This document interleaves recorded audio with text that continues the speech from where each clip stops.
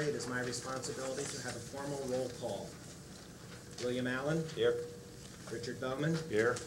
Thomas Clemens. Here. Carmen Leahy. Here. Donna Mengel. Here. Terry Prokowski. Here. Ralph Reckcamp. Vicky Scher. Here. David Whites. Here. We will now entertain nominations for temporary president. Are there any nominations? Mr. Weir, I'd like to nominate Mrs. Terry Prokowski as the temporary president, please. I'll second. Second? By Mr. Allen. Are there any additional nominations? Temporary president? Move we close nominations, Mr. Weir.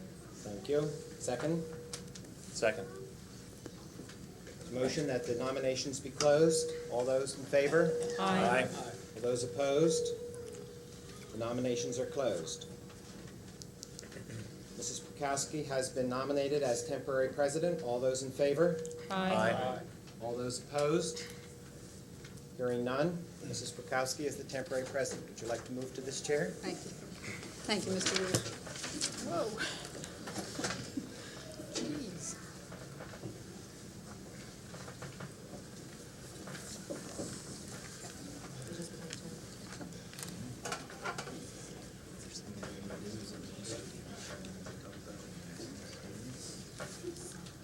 I'd like to ask the new board members to please stand.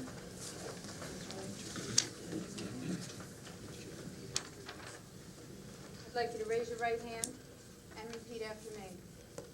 I do solemnly swear or affirm I do solemnly swear that I will support, obey, and defend that I will support, obey, and defend the Constitution of the United States the Constitution of the United States and the Constitution of this Commonwealth, and the Constitution of this Commonwealth, and that I will discharge the duties of my office with fidelity. and that I will discharge the duties of my office with fidelity. Thank you.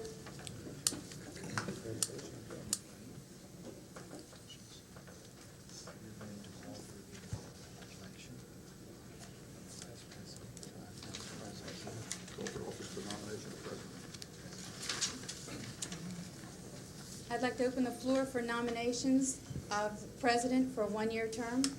Yes, Madam President Pro Tem, I would, in good faith and with much confidence, nominate Richard Bowman as president of North Penn School Board.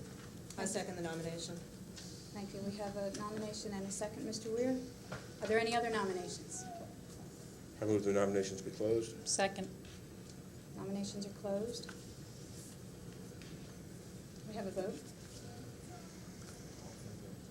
I'd like to call for the vote. All those in favor? Aye. All those opposed? Mr. Bowman is elected 9-0. Mr. Bowman, would you like my chair? Play musical chairs now, I guess. Congratulations, Mr. Bowman. Gee. Now I know why Pat could see so well, sitting in the middle of the table. I'd like to now open the nominations for vice president. I proudly nominate Donna Mengel for vice president. I'd like to second that nomination. Here we have Mrs. Mengel nominated. Are there any other nominations from the floor? Mr. Bowman, I'd like to nominate Carmen Leahy. I'll second it. Second. Are there any other nominations for vice president? I move the nominations be closed. Second? It's been moved and seconded that the nominations be closed. All those in favor say aye. Aye. All those opposed? Motion carries. We'll now vote by roll call for each one of the vice president candidates. Mr. Weir, would you call the members' names, please? Yes. Mr. Allen? Leahy. Mr. Bowman? Mengel. Mr. Clemens? Mengel. Mrs. Leahy? Leahy. Ms. Mengel? Mengel. Mrs. Prokowski? Mengel. Mr. Reckcamp? Leahy. Mrs. Scher? Mengel. Mr. Whites? Leahy. I have 5 votes for Donna Mengel, and I have 4 votes for Carmen Leahy. Donna Mengel is the Vice President. Thank you, Mr. Weir. Congratulations, Mrs. Mengel. Thank you. That being the elections for tonight, we have attached to the minutes, I think, the schedule for the meetings for the regularly scheduled Thursday school directors action meeting. Do I hear a motion to approve that schedule? Make a motion to approve. Second. Any questions? All those in favor? Aye. Opposed? Motion passes. I hear a move for adjournment. So moved. Second. Meeting's adjourned. Thank you very much.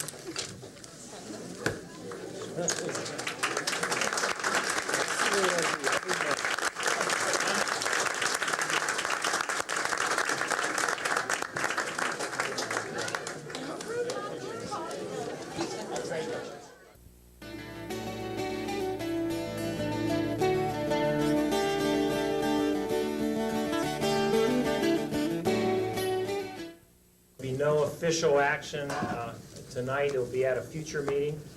And during this meeting, we'll not be voting, but or we'll be making formal decisions on anything. We will have questions and comments from the board members first, and then we'll open it up to questions from the audience. We would ask that those members of the audience that do wish to speak to the board or ask questions about the certain topics limit their questions to 5 minutes, please. This meeting is being videotaped by the community cable channels, so that individuals that are attending tonight need to be aware that they will be videotaped if they intend to speak, and should be understanding that they will be on TV later.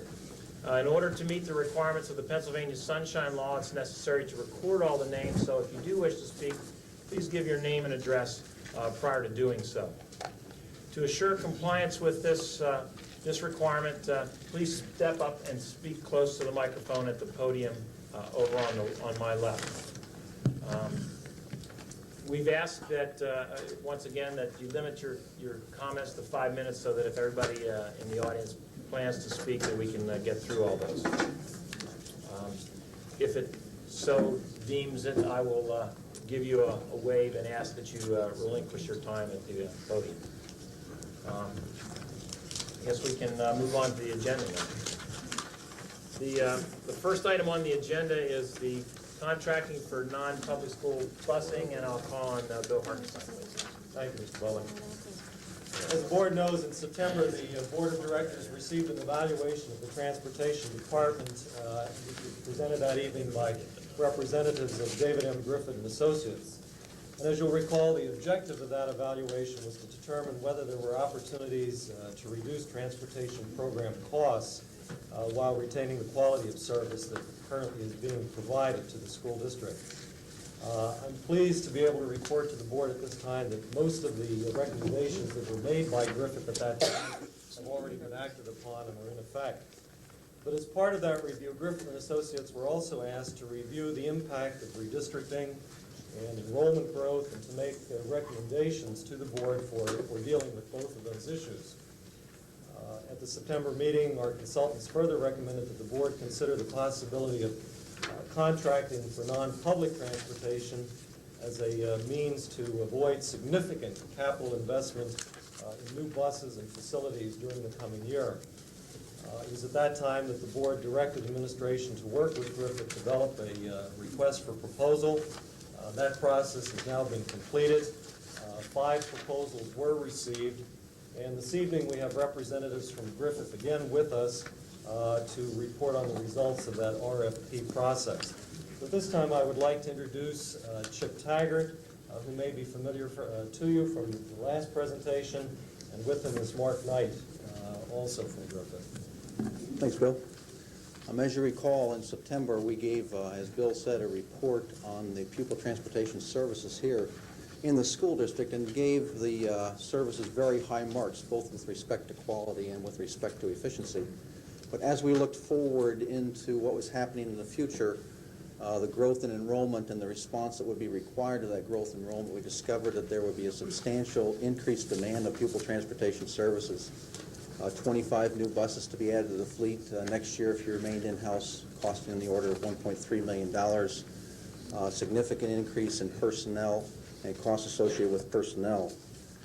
So we suggested at that time that you consider looking at the non-public pupil transportation services to contract out for those as a possible option, thinking that could help you avoid that increase in capital investment in buses and also in the parking area you need for buses and in the maintenance facility expansion that may be required, and also thinking of the possibility that there could be, in fact, improved service if you did the contracting out for pupil transportation services. As Bill mentioned, we then went and put together a set of specifications, put out those specifications for bid on the 18th of October. We had a pre-proposal conference on the 25th of October and received bids on November 12th. On November 18th, and we had an interview with the preferred firm. What I'd like to do with you this evening is review the bids that we received, tell you why we selected the preferred bidder that we did, and then to compare the results of their bid versus what an in-house operation would look like in terms of cost and capital requirements and so on. You have a handout in your package. If you would return to the 5th page, including the title pages, page 1, it says Summary of Bidders. And that gives you an overview of the bids that we did receive. As Bill mentioned, we received 4 responsive bids from Ryder, from Laidlaw, from Mayflower, and from Vancom. These are all companies that are national, have a national service area. They work around the country. They're all very well-respected companies, some of the largest companies in the country in this business. And I'll go down and say we selected Ryder as the preferred bidder for the following reasons. That first item, cost, is what the bid is for the first year. That would be fiscal year 94-95. What it would cost to contract with each of the companies, and you can see that Ryder is the lowest bidder. The second thing is we asked each company to provide us an escalation factor. How much would their cost increase on a year-to-year basis over a 5-year period? And you can see from this that Ryder bid a 3% escalation factor, which was lower than the others. In fact, Ryder's bid is 3% firm over each of the years subsequent to the first year. The others gave a range. For example, Laidlaw said 3% the first 2 years, and years subsequent to that from 3 to 6%, depending on what the consumer price index did. Mayflower and Vancom both bid 3 to 5%, again, depending on what the consumer price index did. When you apply those escalation factors for the first year bid, you see what the 5-year cost would be. And again, that's firm for Ryder. The other ones, again, could vary somewhat from those, but you can see applying those escalation factors, the difference in the bids becomes larger as you go out for a 5-year period.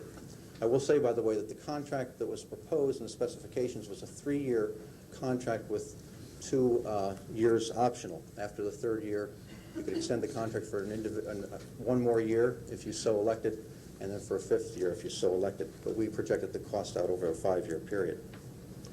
In terms of the wage rates that each of them bid, you can see that Ryder's was competitive, starting at the $10 range and going up in the first year. Ryder did say that for existing employees that are drivers of the district now, if they were to come over and be employees of Ryder, that they would take that into account, and the drivers that are already existing employees would start on the upper end of that range, in the $11 to $11.50 wage rate in the first year. In terms of the benefits, Ryder's benefits were very competitive with the other companies. They all provided benefits. I think that Ryder's package, in our opinion, tended to be superior to the others. They offer medical insurance, a 401k plan, a life insurance, a stock plan, a tuition reimbursement plan, holidays, and importantly, they were guaranteeing the hours for the drivers. For example, if a driver were to operate a route in the morning, the afternoon, they would guarantee that driver 4 hours for that time, even if the driver only had 3 hours worth of route time. Some drivers that would drive midday runs, they guaranteed them 5.5 hours a day. So that was an important part of the fringe benefit package and the compensation package they are offering. The other thing I think that's important is that with respect to fringe benefits, in the Ryder system, once you qualify for those fringe benefits, you always qualify. So if you put in enough hours this next year to qualify for fringe benefits, If you don't meet that threshold next year, you still qualify for the full set of fringe benefits that they're offering their employees. Another thing that we looked at was the average bus age, and you can see from here that with the exception of Vancom, the proposed fleet that Ryder has proposed is younger than the others. It's all Bluebirds that they're proposing, which is the kind of buses that you all are purchasing now. So it's a consistent fleet in terms of quality. Actually, it'd be much younger than the fleet you have right now to start with, but it's also the same kind of quality of buses in terms of specifications. Another important consideration was that Ryder came in and said that they had in mind a particular site for where they would park the buses and where they would maintain the buses. It is a location in Lansdale.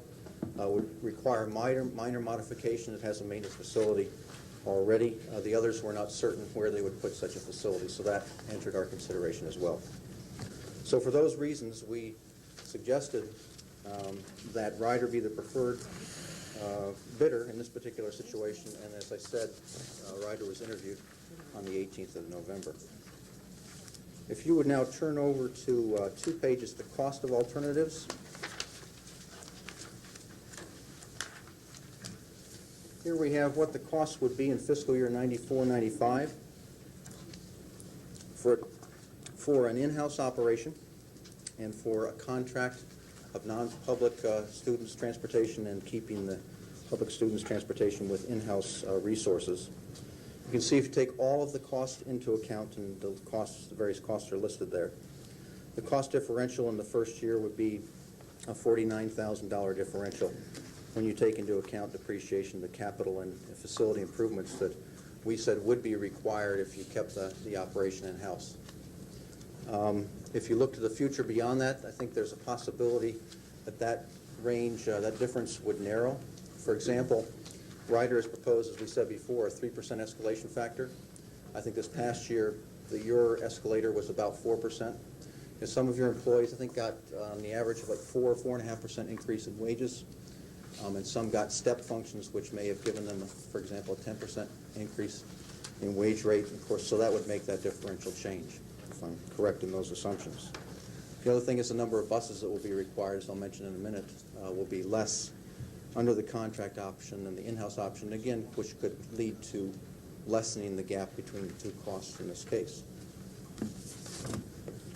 Go to the next item, positive financial impacts.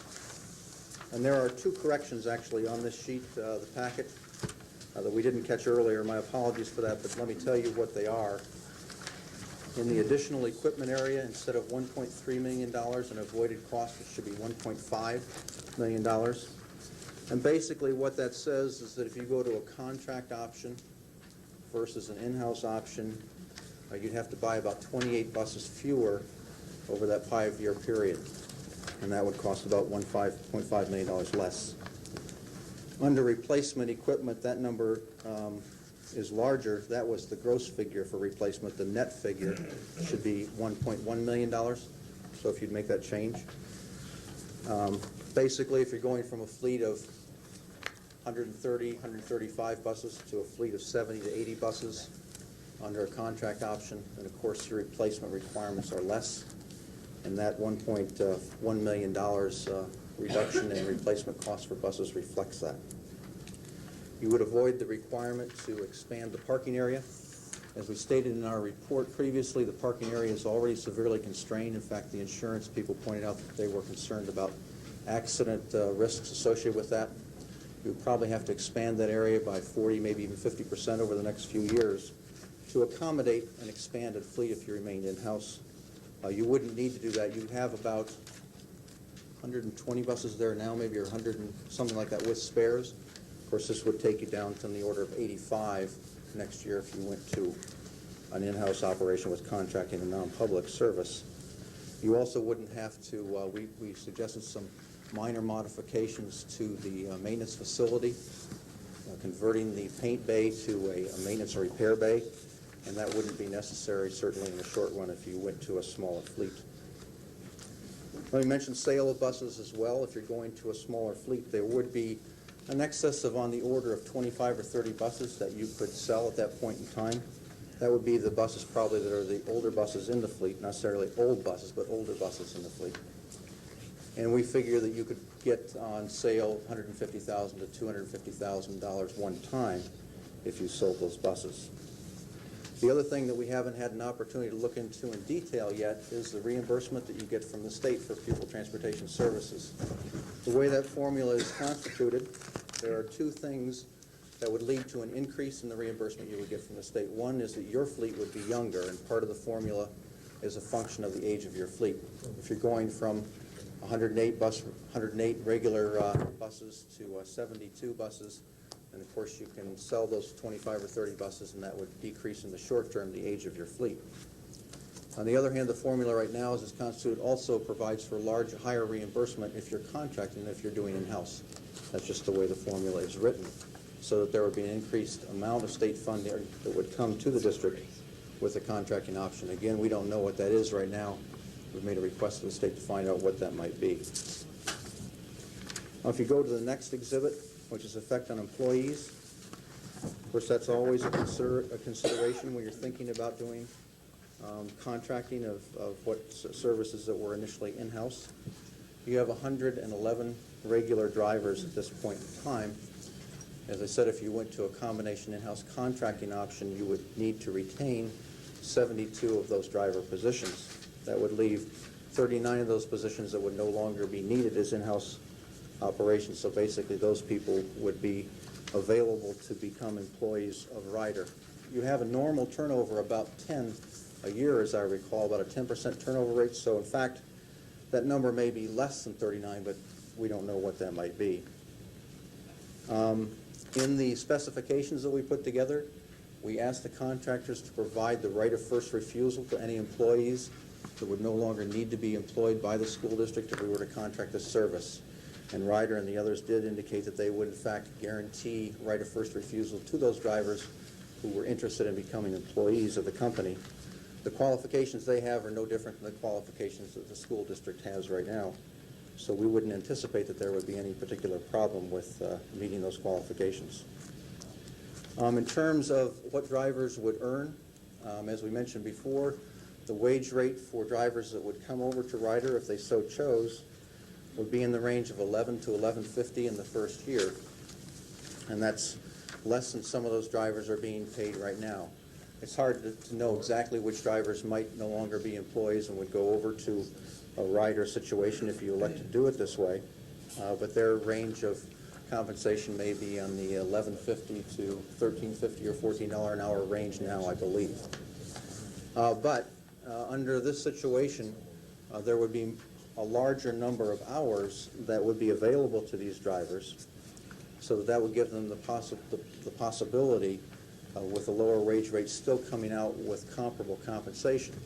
In fact, if we looked at what it might be and thought that each driver might lose about $150 relative to what they're making this year, if you look to next year, given these hours and given the compensation we assume that would be provided by Ryder, given their specifications and their proposals.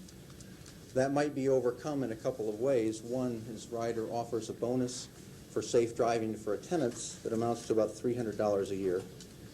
They provide payment compensation for training. And there's a possibility that drivers, when you're employed by a private company, you could become eligible for unemployment benefits during the summer months. So that could add compensation too. And it's been suggested that might amount to about $80 cents to $1 an hour in increased compensation. So I guess our conclusion from this is, on average, those 39 drivers, if in fact they were to become employees of Ryder, compensation-wise would end up better than they are today. By the way, for reference, Ryder would have to hire about 49 drivers. So there certainly would be positions for all those 39 if they so elected to move over. Another consideration, of course, is fringe benefits. I mentioned the fringe benefits that Ryder offers earlier.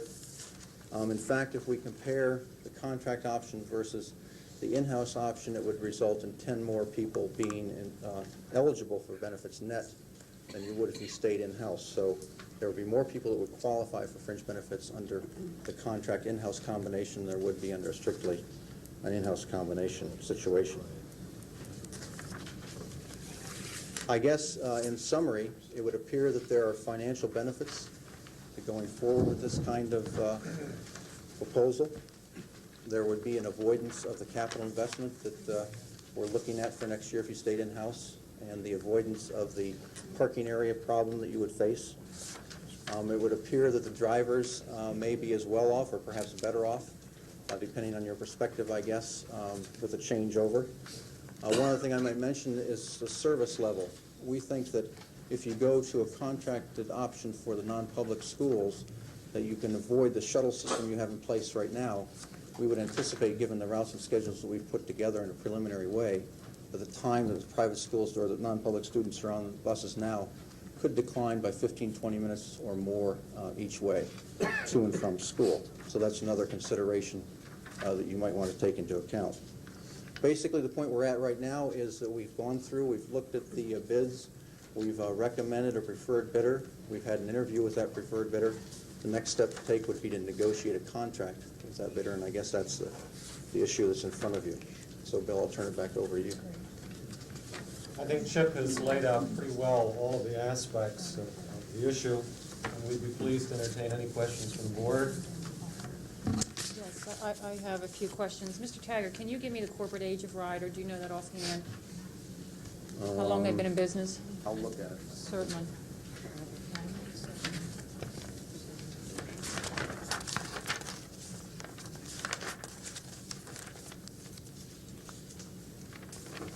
Any other questions while Mr. Taggart's looking that up? Yes, I do. I'll just go on, Bill. Also, Mr. Taggart, if you happen to have a Dun & Bradstreet portfolio on Ryder, I'd like a copy of that, and also it should be made available to the board. Specific information in there is probably important to have I here. don't have it. They did submit an annual report. you have I don't it? have that handy. I think Bill has that. I'm not sure the number of years in service for the company. Do you know? Number of years in service in the school business? Yeah. Well, as a corporate operation, be they private, chartered, public, non-public, I want to know how long they've been in business. I think that's a critical question.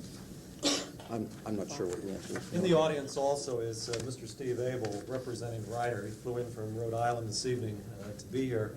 And why don't we just put that question directly to Mr. Abel? Ryder began operations as Ryder Truck Rental, Ryder Systems, in 1937. We got into the school bus market in 1985. Okay, thank you. I asked for the DMB I can get from you, Bill. Thank you. Mr. Taggart, you have here tuition reimbursement as an option or a benefit for the drivers with Ryder.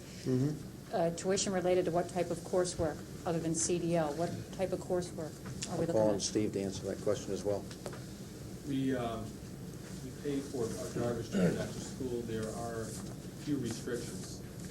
It must be an accredited course in an institution. They have to earn C or better. And as long as it's a full-time course, we will pay. Field related to driving? I mean, a driver's school, or they could go to elementary ed? It does not have to be filled with grade. That's wonderful. That's a nice company benefit. Mr. Taggart, you mentioned here that there's a possibility of sale of old buses that could render $150,000 to $250,000. Was that derived from a blue book figure somehow, or where did you get that estimation? It's estimated based on our experience. We looked at the fleet, which vehicles you would probably retire in terms of the size and age of them. Right. And based on our experience in this particular area, we estimated that's about what you would get for those vehicles. And that experience in sales leads you would give to Mr. Hartenstein? Just, based on the experience we've had, I don't have anything written on it, but that's just based on what we've seen in the marketplace before. I think, in fact, that's probably on the conservative side, if anything. Okay, and also the last question I have, you mentioned about the possibility of a better efficient schedule for the non-publics to 15 to 20 minutes. So you're saying that definitely there will be a reduction in time, bus time for the non-publics to and fro. What we did is, I think that the typical, or a typical ride is like an hour to an hour and 15 minutes. When we looked at, when we put out the specifications, we put together a preliminary set of routes and schedules so that the contractors could all bid in similar kinds of routes and schedules. And from looking at that, we expect substantial improvements, yes.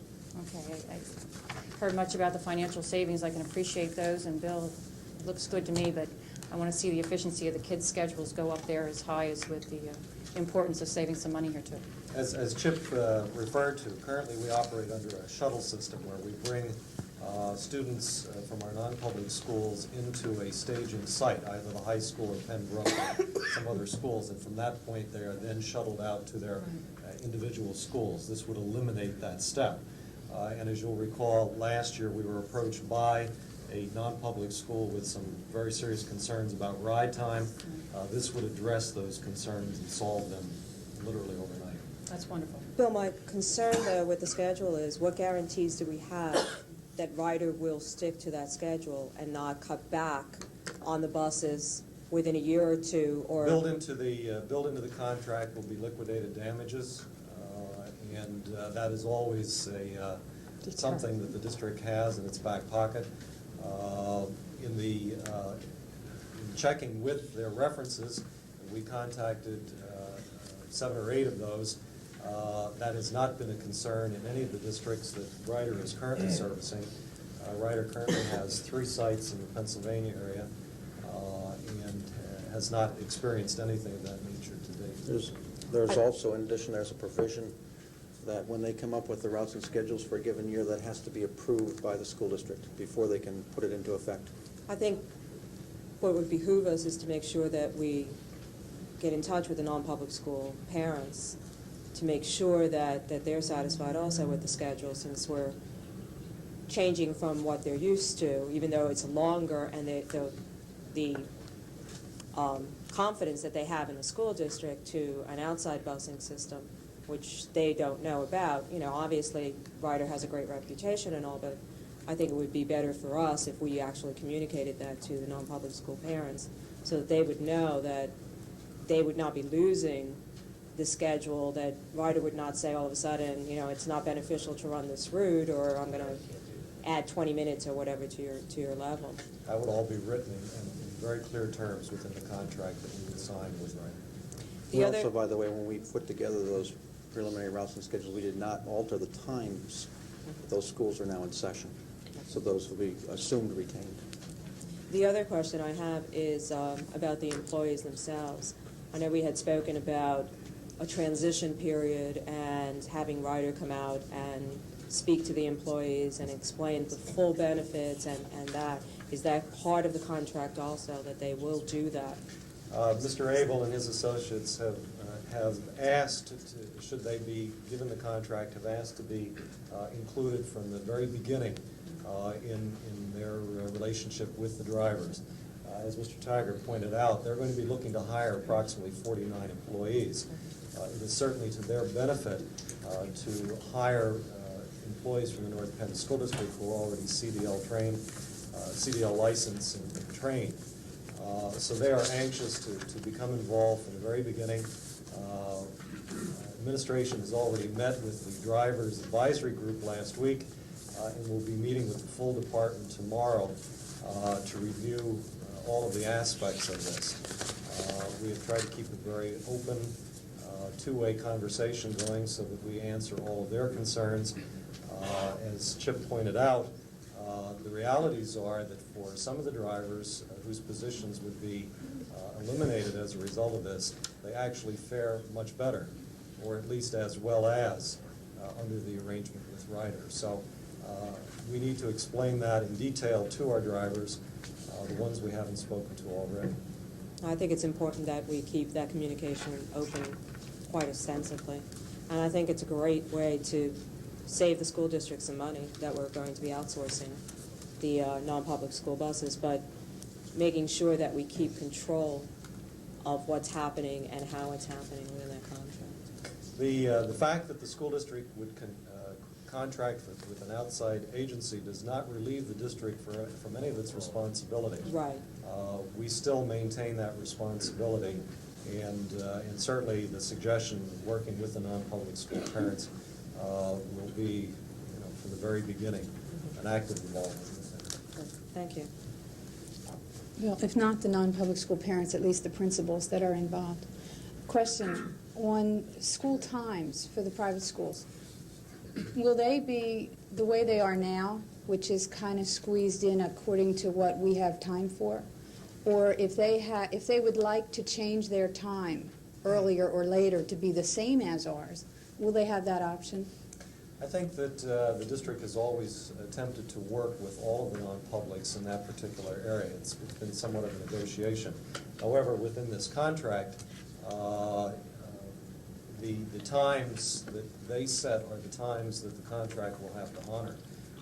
If there is some area for maneuvering there in terms of changing that time, I'm sure Ryder would be happy to work with the non-publics. But the contract or the RFP was written based upon the start and end times that are currently in effect.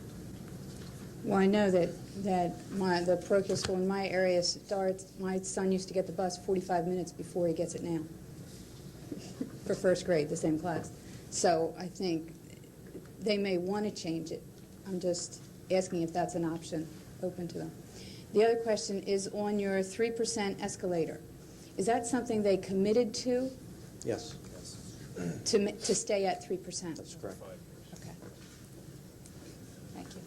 Terry, also in response to your question about changing times, the way this is set up is that, as you know, that the enrollments of these schools can change, and given that some of them are very outlying schools, 3, 4, 5 children may go to some schools, that can have a significant impact on the routes and schedules.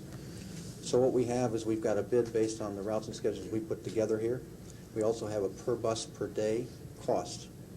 So if there are alterations in the future, we can use the alterations approved by the school district with respect to routes and schedules, and then apply committed to per day per bus costs. A question. I believe it's normal that we meet with various principals of these other schools. How many kids we send, and probably the intensity of that changes. Is that going to continue with the rider to establish those times? Because most of the private schools, we are not the only public school district that buses to them. And so any change of their schedule would have to be coordinated with multiple school districts, and I don't think that process would change at all based on this contract. No. Okay, thank you. Question? New guy? You're allowed. Is this how you do this? If we make the decision to outsource, is it a decision that can't be undone in 3 years? Or once we commit, is it kind of like burning your bridges about doing it yourself again? And is there a history of school districts outsourcing and then changing their mind and doing it themselves again?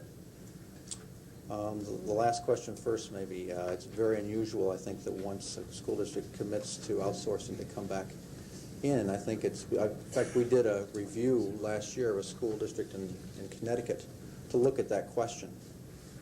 And when we looked at what it would cost to do an in-house operation relative to what the contract was, we found that it would be more expensive to develop an in-house operation. Instead, what we did is we re-specified the service requirements and reduced the cost further than it was. So I think it's unusual for someone to come back in, not because it's only because the service is good and the costs are reasonable. It's not impossible to come back in. In fact, given that you would retain a substantial pupil transportation service, you would have a facility, it would make it easier for you, if you wanted to get back into that service. After the 3-year contract period is over, if liquidated damages or whatever are not invoked, which is unlikely, then you would have the option to extend it, to rebid it, or to go back in-house if you preferred. But you'd have an infrastructure there to handle that if you wanted to come back in-house, I would think. That's an advantage to keeping a dual operation, really. Well, we also wrote into the RFP that the district reserves the right at the conclusion of the contract to purchase Ryder's buses. So we have lots of options at the end of the contract should that occur. But the scenario may occur that, given, say, 6 years down the road when our peak enrollment has gone down, that we may want to utilize the buses that are not going to be used because our enrollment is down, now use it back again for non-public schools. So that is a possibility that might occur. The other thing that Chip touched on, which I think is important to mention again, is this eliminates the need for the district to add to its public fleet for the next several years. We know that the district is continuing to grow. When Mr. Cochran and his staff look at the ages of those buses and analyze which ones to sell. He's certainly going to make sure that he keeps as spares the serviceable buses, and it eliminates the need to have to purchase buses to add to the public fleet for the next 2 to 3 years. Question, Bill. In regards to the health benefit package, medical copay, how would that compare to what our drivers copay today for the district versus this new contract? How would they compare? I think, Tom, the easiest way to answer it, the realities are that the North Penn School District offers a very attractive medical plan to its employees. Riders is the best medical plan offered of all of the bidders. It is a good plan. It is not as good as the North Penn School District. So, looking at it, as far as a comparison, if a driver was going to say, be inclined to take a look at this and say, this may be worth me checking into, moving into and working for this company, that'll probably be a question that'll be brought up tomorrow and discussed in depth probably. Right. I think that it's also good to point out that many of the drivers who are affected do not receive full-time benefits with the North Penn School District. The North Penn School District requires 900 hours per year as the threshold to become eligible. Prior to that, all employees are eligible to participate in the program. Riders cut off is 1,000 hours, and for a significant portion of the employees who would be leaving us and going to Rider, they will immediately qualify for benefits that they don't enjoy now. Plus, Rider grandfathers those employees after the first year, so that if an employee does achieve benefit status the first year, they stay on that. With North Penn, the opposite is true. If they fall below the 900 hours per year or the 5 hours per day, which is ballpark, their benefits may be revoked. So it's very attractive in that sense. I would add that when we looked at it and did the comparison, we figured that there would be 10 more people if you went to the combination contract, non-contract option who would qualify for benefits either under the North Penn School District employment or under Rider employment. That number could increase because Rider allows for charter operations during the day, which can go towards your 1,000-hour threshold for the year. So that would, I think there are opportunities for more people to earn those benefits as well. Can I ask a question, please? It was mentioned that Rider has been in the school bus business since 1985. Is that the public school business? Have you dealt with public schools transportation since 1985? We've done business with a lot of school districts throughout the country. My question was, public and private, yes. since 1985, you entered into business with public schools rather than smaller private schools? That's correct. Okay, thank you. And Bill, I'd just like to ask about the maximum length of the school trip for the students. Do we have any provisions within the contract? I know there's been a lot of board members that have brought this up, but is there any language within the contract that maintains the length of that trip beyond the legal requirements? Because we ourselves don't extend to the legal requirement. Within the RFP, we gave limits on both ends. The time, the earliest that students may be picked up, and the amount of time that students may be on the bus. If the board should decide to go this direction, when Mr. Potash drafts that contract, that language will be written in there. Okay, and what have we discussed as far as the maximum length? Ballpark, we attempt not to have students on the bus for the public school students any longer than 40 minutes. And we range anywhere from 35 minutes on up to 50 minutes. John, would that be a good thing? With the non-public, that's well past an hour. It could very well be an hour and a half. There's very few of those, but 50 minutes is a good figure predominantly for the non-public. But the language in the contract will probably say a maximum bus trip of 1 hour and a half. No, about 40 minutes. Yes, it is now. It would give a range. You want to get it less than. And what would be maximum? You don't know.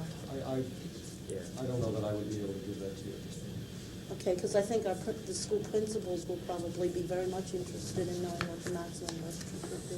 A lot of that depends on the routes that are determined and the areas that are serviced. Vicki, that was one of the concerns that came up last year. For example, if a student lives in the North Wales area and goes to Gwynedd Mercy, you can almost walk to Gwynedd Mercy faster than you can be bused. What we do is we take those kids from North Wales, bus them back to the high school, and then ship them back to Gwynedd Mercy.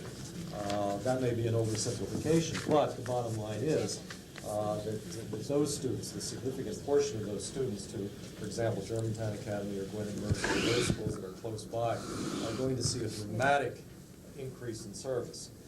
For the schools that are more outlying, the 10-mile limit, that's going to take a little bit longer. It's not going to be a market improvement is what you mean. It may not be It will be an longer. improvement, yes. I think it's very safe to say it will be an improvement. And I think Chip referred to maybe a 20-minute, in some instances, block off of time for those particular schools in the outlying areas.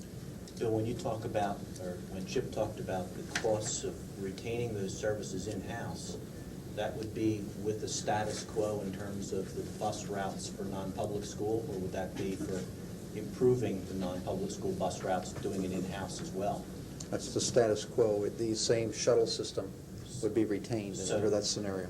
That's what I thought, and I wanted the board to be aware of that, so that if we stay with in-house services for non-public schools, those costs for in-house would have to go up if you want to substantially improve the ride times. I think that in the, Mark, if I'm not mistaken, I think that in the specifications, we indicated what the routes and schedules would look like. And so if you went to the specifications and looked at those, you could see what links there may be. Now, those are not final, those are preliminary for sure, but that would give you an indication of what we think may be possible. Mr. Taggart, can I ask a couple questions on the cost of alternatives comparable sheet, if you have yours there in front of you? In terms of the in-house versus the contract, what was the number of buses for each that was considered here? I think we had talked about 25 in our Contract, under the contract option, I believe it's 72 regular routes, which means not counting spares, 72 buses, and 49 contract buses. I think under the in-house operations, that's what, 121. I think under the in-house operation, it'd be 128. So there would be a smaller number, given what we were able to do with the routes and schedules under the contract combination with in-house. So the breakdown here doesn't show us specifically the number of buses that we needed for non-public school busing, or it does? It Or doesn't, is that and broken- it's not those really costs that, broken out? it's not really that straightforward, because the intertwining of those routes and schedules, for example, in the shuttle system, you don't have necessarily dedicated buses to the non-public students. But what we have here is on the in-house side, we put together what the routes and schedules would look like next year, assuming a certain set of times for starting your schools, which we had discussed earlier, and then the existing times for the non-public schools, how many buses would be needed, how long those routes would be, and so on. That's how we generated these costs. So in the that's a first cost step. avoidance in terms of the in-house, and the contract cost is the contract cost for Ryder to do that service. That's correct. Okay, so it's not a one-for-one necessarily in terms of buses. In terms of wages and benefits, the same way. They have a different number of drivers that they will add than we will subtract, so to speak. That's correct. Okay.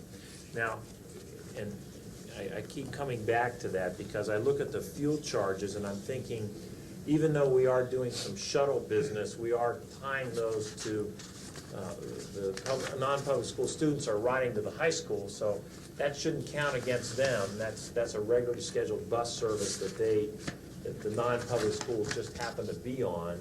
And I'm finding it difficult to try to comprehend why the amount of fuel would be less, almost half as much as it takes to currently bus them, in terms of cost avoidance in those buses. Okay, what that $532,000 is fuel, maintenance, and repair, and insurance, and that would be on a bus fleet of 128 regular runs.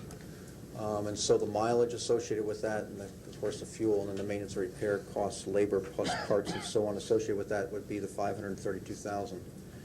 On the contract side, that $320,000 is what you would incur for your 72 bus regular route fleet.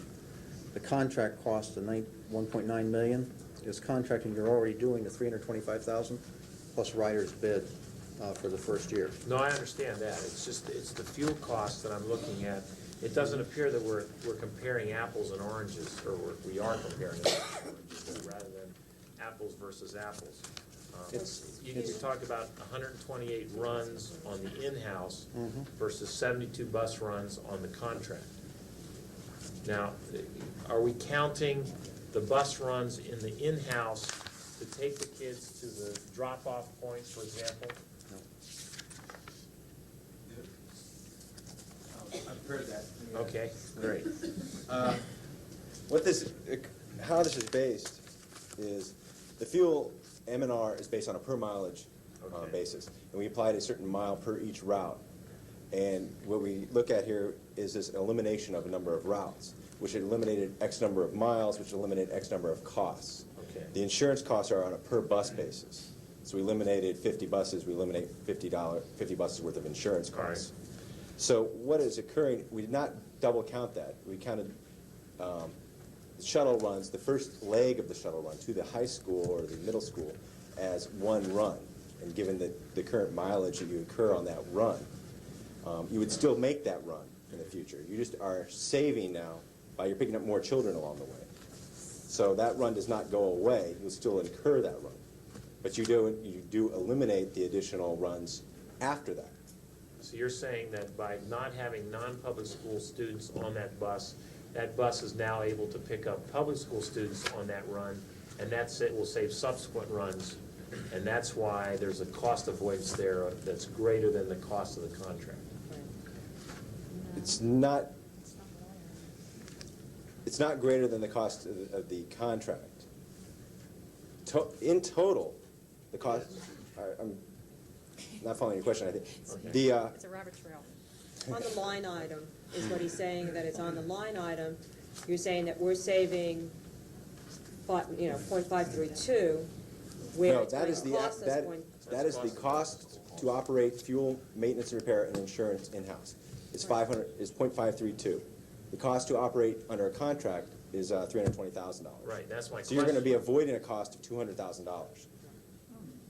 Right. Okay. And that comes from reduced number of runs. That's what I'm trying to get to, is why is the cost avoidance $500 and the cost to actually do it $300? No, the cost avoidance is only $210,000.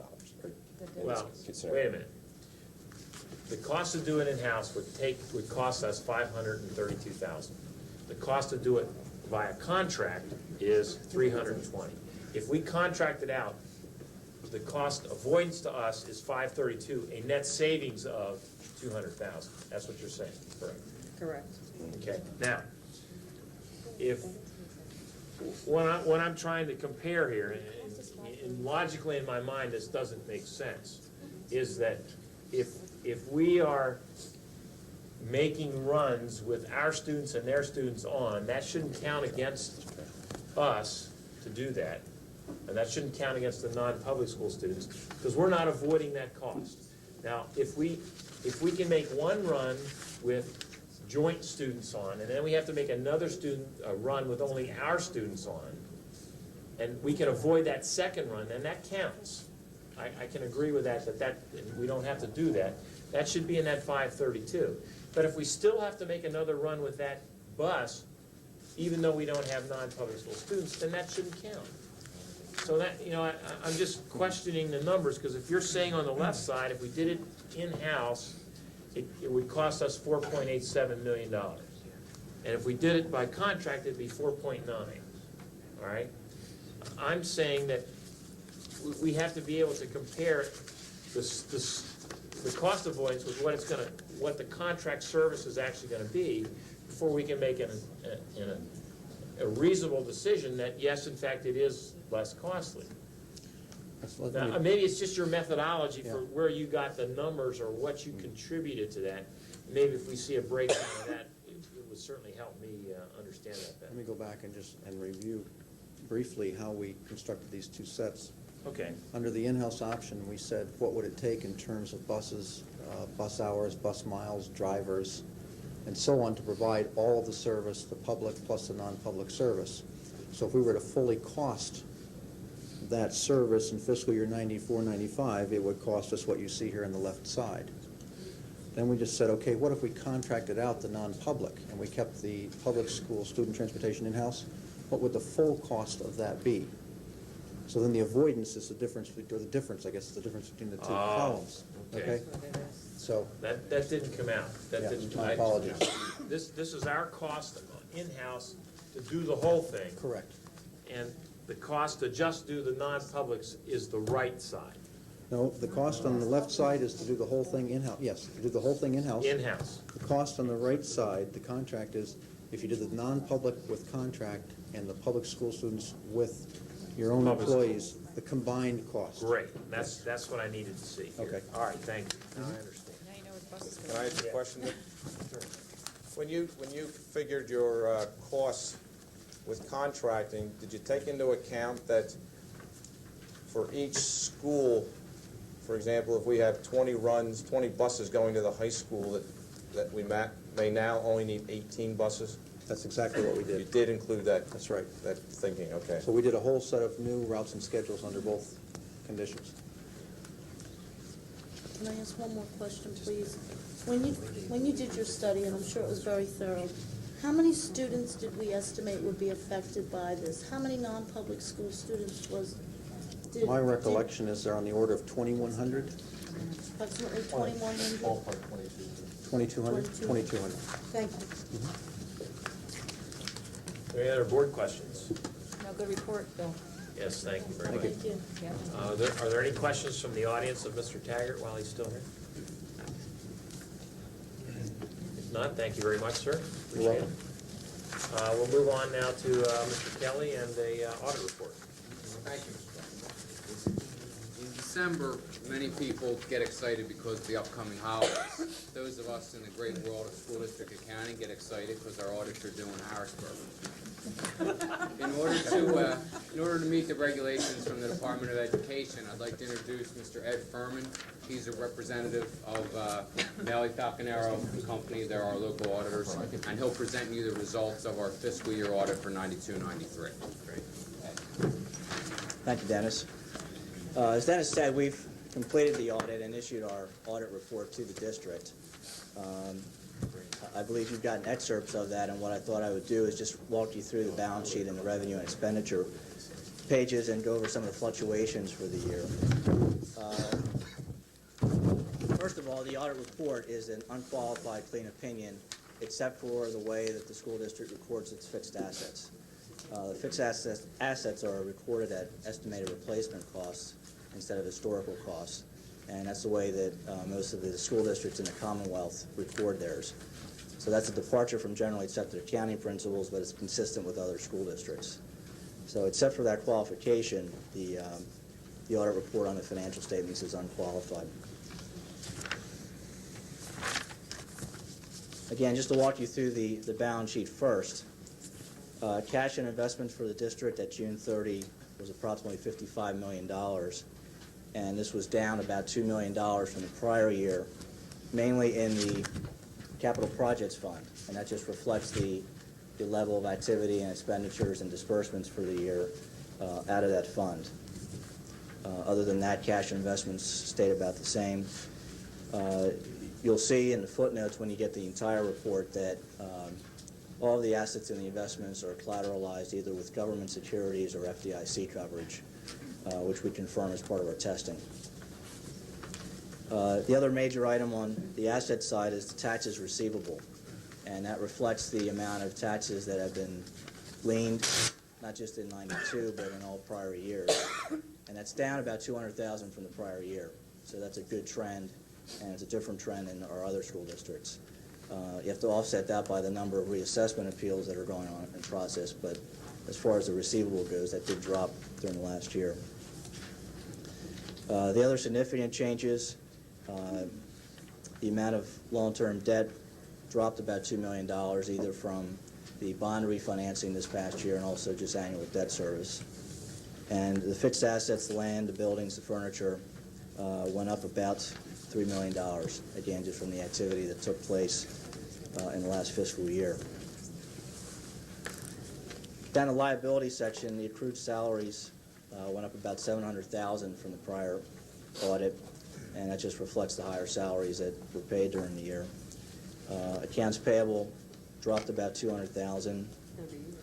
Again, as I mentioned, the long-term debt and the bonds went down about $2 million, and the remainder of the balance sheet is fund equity, which you'll see on the next page how that changed from last year to this year. If you want to flip over onto the statement of revenue and expenditures, local source taxes for the fiscal year was $65.7 million, and this was about a $5 million increase from the prior year, reflecting the millage increase plus some of the collections from the prior year taxes that came in. Most of the other items on the revenue side was fairly consistent with the prior year. The major fluctuation was in the local taxes. Down on the expenditure side, the instruction costs went up about $3 million from the prior year. Support costs went up about $500,000. The facilities and the capital improvements, it was $3.5 million for the year versus $5.2 million for the prior year. And the debt service went down about $1 million from the prior year.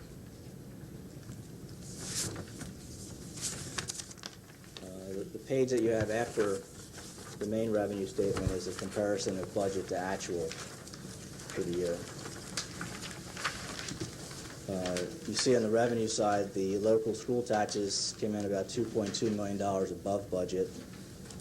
Local sources other, the biggest variance with budget was that the interest income earned by the district is in that caption, and that was down about $600,000 from the budgeted number. You can see that most of the other captions were comparable with budget to actual. Down on the expenditure side, in total, it came in about $1.4 million less than budget. So for the year, the total plan was about $3 million ahead of budget, which left the district with fund balance in the general fund of about $3.6 million.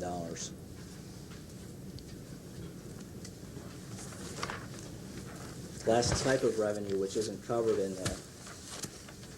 the main revenue statement, represents the food service fund, and it's called an enterprise fund because basically the intent is that it operates and fees and other revenues to cover the cost. So under government accounting principles, it's listed as an enterprise fund. The total operating revenues was about almost $2.3 million, which is very close to the prior year revenue number. The cost of the food was $1.2 million, which is about $1.1 million in the prior year. Most of the other operating expenses were comparable. In total, it was $1.4 million versus about $1.470 in the prior fiscal year. So the loss before either federal or state subsidies was about $420,000. That compared to $404,000 the prior year. When you factor in the federal subsidies and the state subsidies that the district receives, the fund actually operated on an income basis of about $44,000, and this was up $24,000. It was $24,000 the prior year, so it was up slightly. Yes, I don't know if you passed the management letter out. Just some comments on the audit. We did issue a management letter, and I believe it'll be passed out at some point to the board. There's only about 5 or 6 recommendations that we have. None of the recommendations we would consider material weaknesses. And from our understanding, since our audit was done, 2 or 3 of the points have already been implemented by the district. So the general record keeping is in excellent shape. We have very few audit adjustments for the past year. And through our compliance testing, again, we felt that the internal control system was operating well for the year. Just a general question, though. As you do the audits every year, do you re-inspect or re-look at the deficiencies from the year before? Yes. And ensure that they've all been taken care of, and we or at least addressed. One of the recommendations we have is to develop a formal accounting manual, and the district has started that. And it's not unusual that might take 2 or 3 years to finally implement something that size. So you'll see that from the prior year recommendations, but the other points have been implemented by the district. Okay, thank you. Dennis, I can see why you get excited. Really can. I'm surprised you don't have Long hair. no energy left to go Christmas shopping. No, this doesn't. I do have a question. What's the significance of this report to our bond rating? I think a couple of things. Again, it's showing a strong improvement in the fund balance. I wouldn't consider an excessive fund balance. It's about 5% of revenues, which is probably typical for the school districts that we're involved with. But the debt level being down from the prior year and the debt service being down shouldn't have any negative impact. I think you saw that from the bond refunding that took place during the current year. Yeah, let me ask my question another way. Okay. When a school district gets a bond rating from an outside agency, what significance do they put in this report? How much, if you can give a percentage to it, of their rating is dependent on what they see in this report? Probably have to ask investment bankers, but I would guess 75% or so. Again, they're looking at the tax base, the prior tax millage, a number of the other factors too, besides just the financials. But that's the key part is the ability to fund any debt. They look at our audits, our audit figures to establish trends on how the school district's going. And it's really those trends that help us get a better bond rating. And they also look at the recommendations from the auditing department, or from the auditing agency, to see how few or how you're doing your businesses also. So that makes a big difference, having done audits myself. I know that's part of it. Dennis, I see the state did it to us again. We're $50,000 in the hole from them again. Right. Okay. On our estimates, as far as that's concerned, maybe next year we'll estimate it a little lower. Mm-hmm. As far as the excess funds, the $3 million. Yes. We were down to about 2-something last year.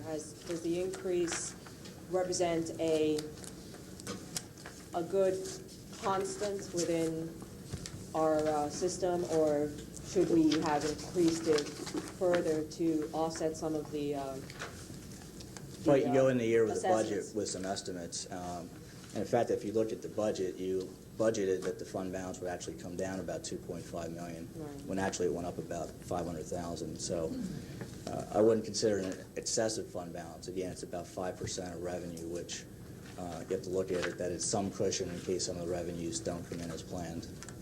My concern is the assessment appeals that we're looking at and all, and whether or not that is a good cushion to cover our assessment appeals, and is that the trend that most of the school districts in this area are going to, They're all going through excessive reassessment appeals.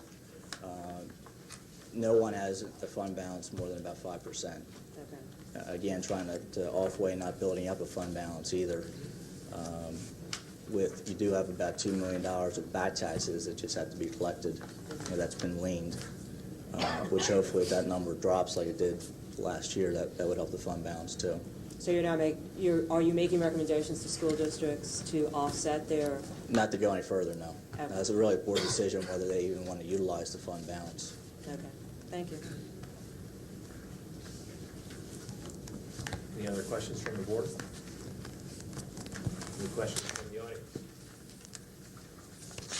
Great, thank you very much. Sure, thank you.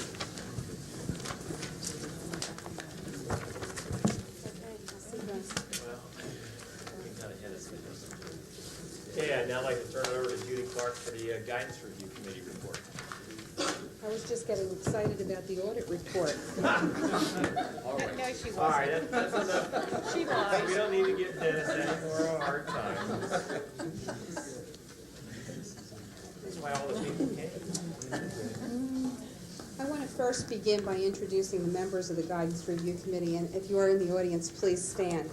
Our counselors that were involved in the committee process were Kay DeMarco from North Wales, Barbara McGarity from North Penn Senior High, Maria Sweeney from North Penn Junior High, and Ardeen Vencius from Penfield. Our administrators that were involved with the process: Dr. Sandra Mangano, Supervisor of ESL and Gifted; Judy Miller, Principal of Pembroke Middle School; Lita Thompson, Principal of Knapp and also Coordinator of Guidance K through 9.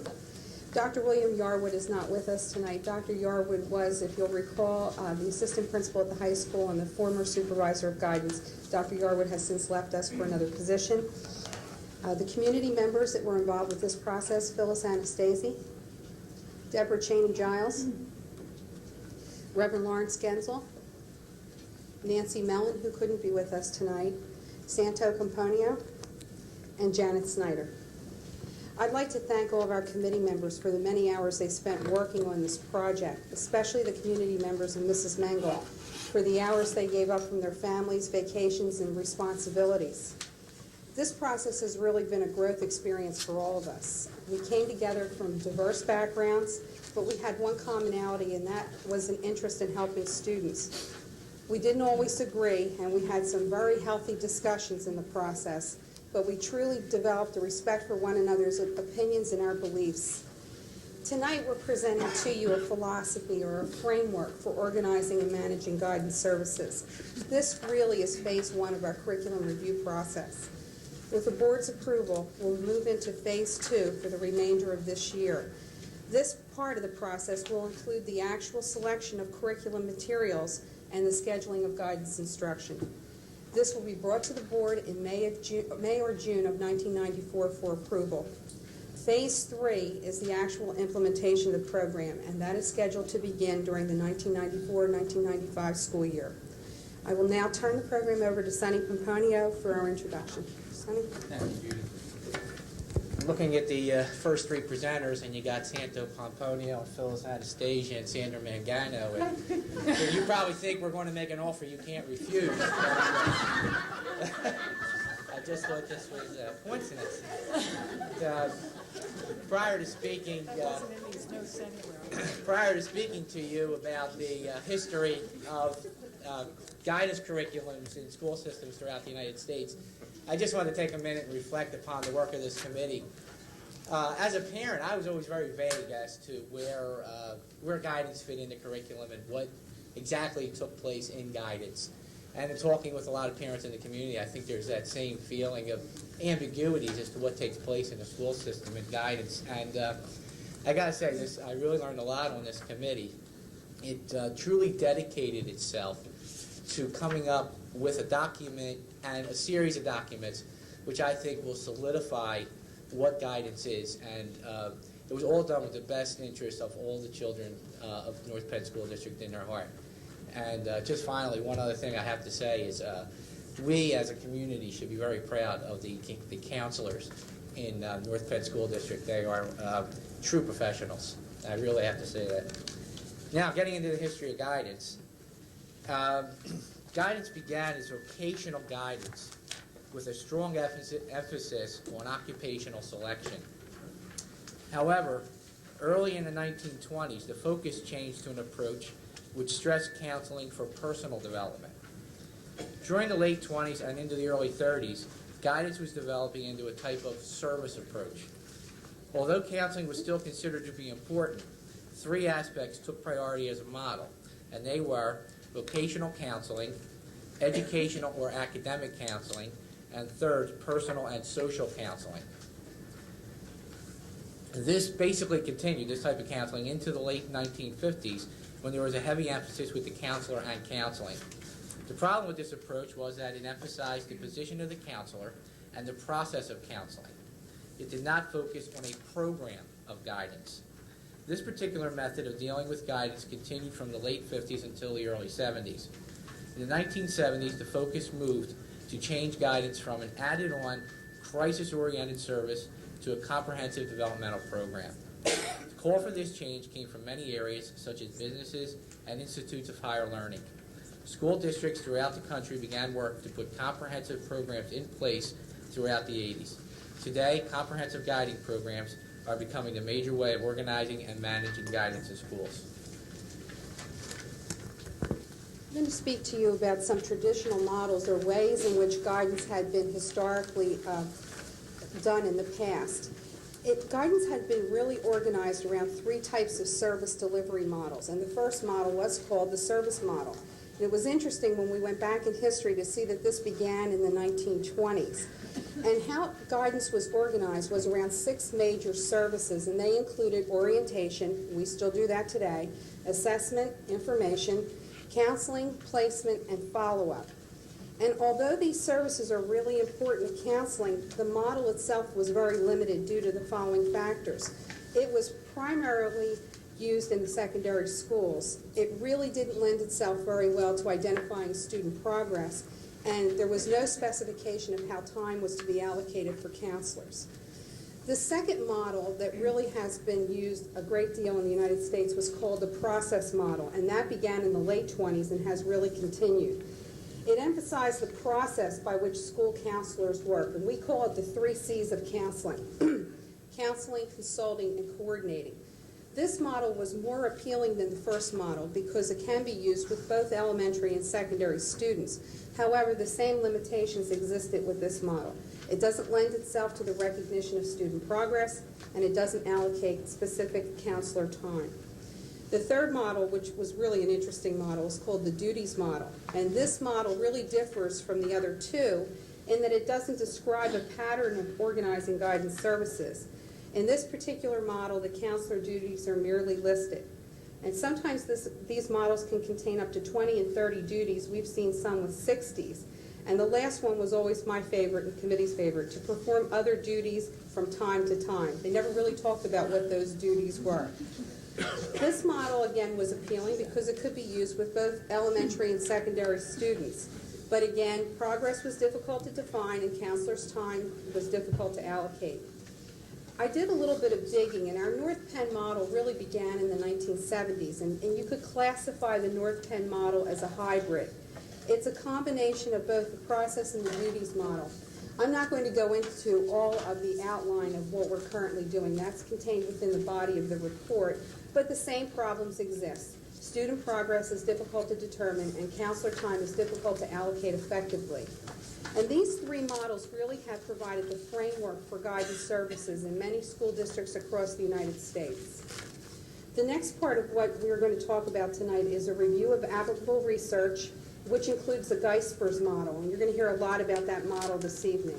It was the model that was selected by the committee for providing the framework for organizing and managing guidance services. We will also discuss the needs assessment and the time study. We will begin with Mrs. Anastasia. To effectively evaluate our district's guidance program, and it seemed that we needed to really evaluate it because there was a lot of questions in the community, this committee has studied numerous research journal articles in which to formulate a foundation on which to restructure our current guidance program. Throughout all of the research literature that we looked at, it was universally acknowledged that the role and the function of the school guidance counselor in the school education process has been infrequently examined in the light of recent school reform. In tracing the direction of past guidance services within the public school framework, research has shown that originally guidance took a service approach, as Judith said, where the duties of the counselor were reactive. They centered upon record keeping, evaluation activities, vocational counseling, and crisis remediation. Today, the guidance and counseling component of education is evolving from a reactive remedial focus, as it was, to a more proactive preventative focus. And the guidance counseling is also becoming more developmental in its content and process, which is based upon the American School Guidance Counselors Association's position statement, which states that guidance today should be humanistic, holistic, and comprehensive, and it should include a sequential, comprehensive, and developmental plan for all students K through 12. The leaders in the guidance field consequently advocate this comprehensive program to meet the complex needs of today's students, and at the same time resolve many of the problems that the other models had with knowing what should the counselor really be doing. A research-supported program which builds upon the sequential life-career developmental concept would provide the breadth and depth of knowledge, skills, and attitudes which we are calling universal values, needed by today's students. This program is exemplified in the Geisberg's model, which is a comprehensive guidance program model developed by Dr. Norman C. Geisberg, Professor of Educational and Counseling Psychology at the University of Missouri, Columbia. This model has already been utilized throughout the 1980s in a number of states, a few of them being Alaska, Maryland, Nebraska, New Hampshire, and Texas, and has been used in many different school districts, both your in-city school districts and your suburban districts. It depicts a process which covers the essential elements of any guidance program, which is successful in meeting the developmental needs of all students. This process operates within the concept of a special allocation of time to implement the four major components, which are guidance curriculum, individual planning, responsive services, and system support, which Dr. Madonna will flesh out more for us. Okay. In looking at this program, we found that it was very adaptable to our district-specific needs. It is ideal as it supports developmental guidance activities K through 12. It supports structured group lessons for participating students. It reduces clerical times of counselors so that they're actually in the classroom working with students, not sitting there and just taking time to keep all the records up to date. And it prioritizes counselors' time with set standards, and it supports standardization of developmental guidance curriculum. And that, to me, is a very important aspect, because right now in this district, we do not have any standardization of guidance curriculum. In one school, you may have any number of programs, and another you may have hardly any. And so this model, as we flesh it out, would standardize curriculum. As this model presents a basic framework, just the framework, to implement a sequential developmental guidance in interested school district, it leaves the fleshing out of the specifics, the curriculum, the actual counselor schedules, student scheduling, to each district's own specific needs and interests. And that's very important. It leaves it open for us to decide as a district how we want to flesh it out. Another avenue that this model addresses is the direct involvement of parents in their child's guidance education. Therefore, in implementing this program, our district could meet the needs of our community through specific opportunities for parents to opt their children out of any guidance program that's currently being used, of allowing parents the ability and time to review all curriculum being used. They would be able to come to the Educational Service Center, see the curriculum for themselves before they even decided if they wanted to opt out. And opting out would be done on a written parental consent basis. And also the establishment of an ongoing advisory council comprised of community members as well as in-school district personnel would again keep the community directly involved in what's happening in this process. And when problems came up, this advisory council could research it and look at it and try to work through and help the community member deal with whatever the problem is. It would just be an advisory committee to the board. It wouldn't have any power to make decisions, just the idea of advising. So in this sense, we really felt that this model answered the questions and needs of our district. Dr. Magana will give a detailed analysis of Geisberg's model. Dr. Norman Geisberg's model presents probably the most extensive and educationally based research to date of a comprehensive developmental approach to school guidance. From the research that this committee looked at, we found no other model that was adequate enough to provide the ability for us to reach all students, to provide a programmatic approach to guidance, to ensure accountability, to enable counselors to devote their time fully to the guidance program, and to provide a vital link to the total instructional program of the school, thus providing a program rather than a service.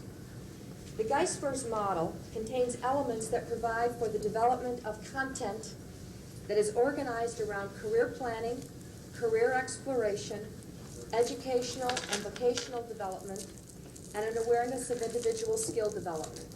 For example, goal setting and communication skills. Another element of the model describes the structure of the program, which would consist of a definition and a philosophy, an advisory council, resources, staff, and budget.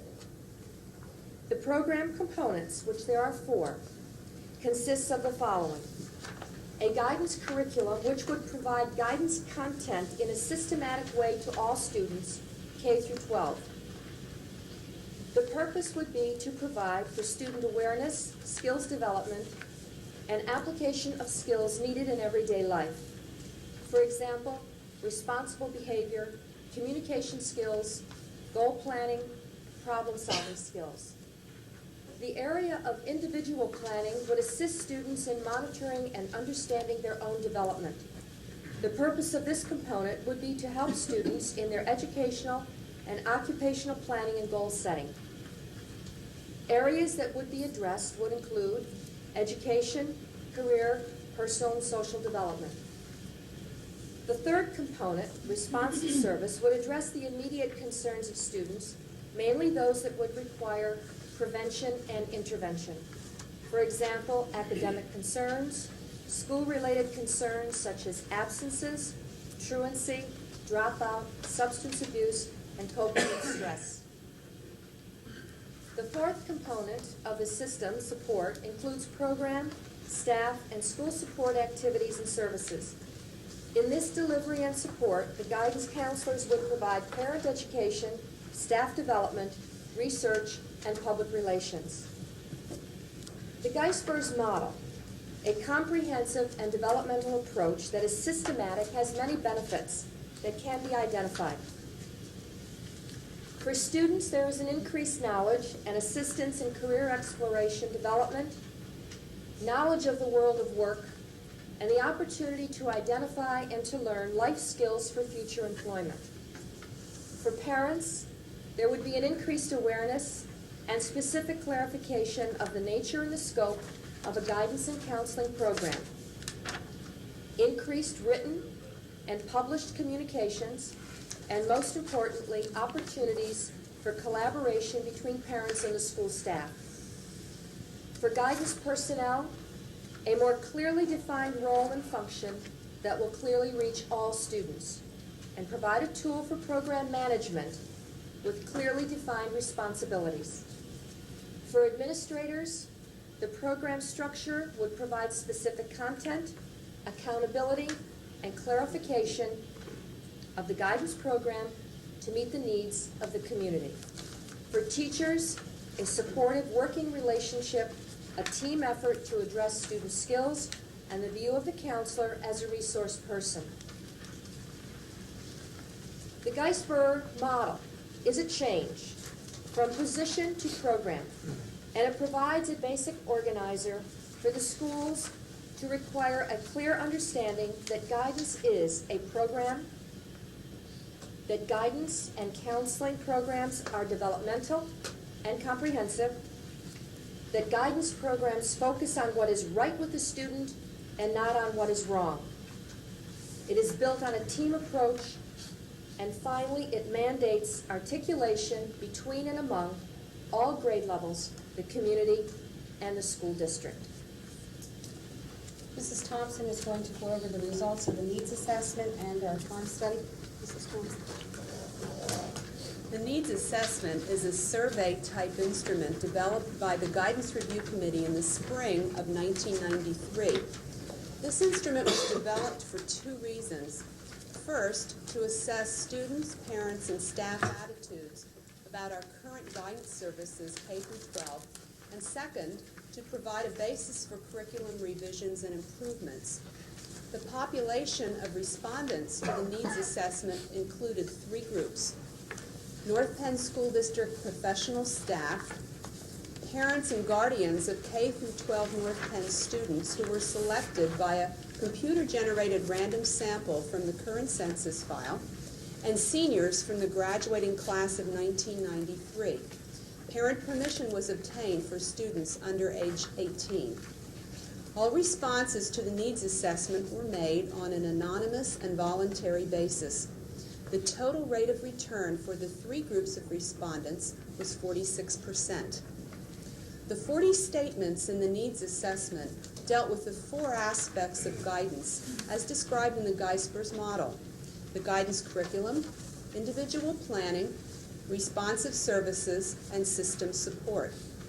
All participants were asked to respond to an option that best describe their reaction to each of 40 statements, such as parents should be able to opt their child out of developmental guidance activities, and counselors communicate effectively with parents. Options for responding were strongly agree, disagree, strongly disagree, and not sure. The assessments were then analyzed using the district's microtest survey system.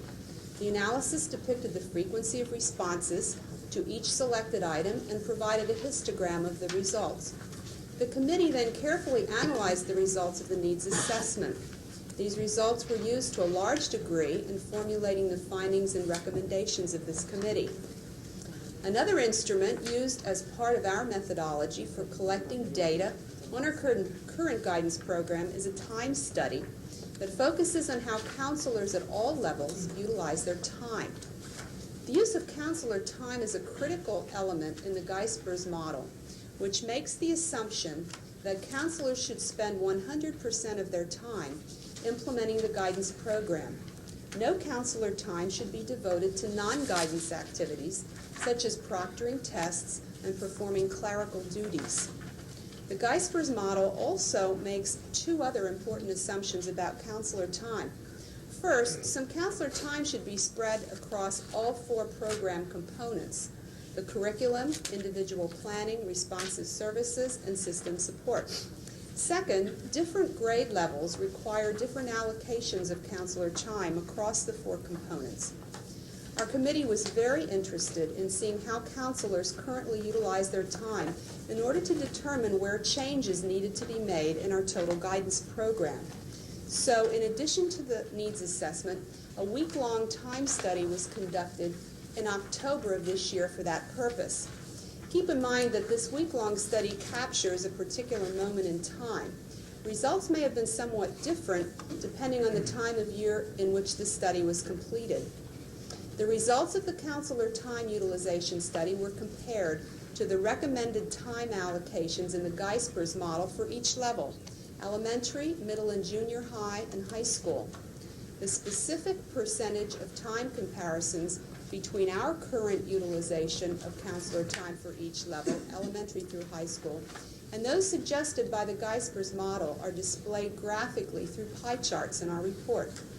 Please note that these charts show the amount of counselor time utilization, not student time spent in counseling activities.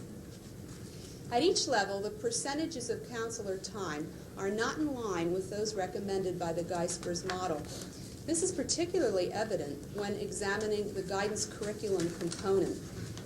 Differences also exist between the amount of time counselors currently spend on other program components and the amount of time recommended by the Geisber's model.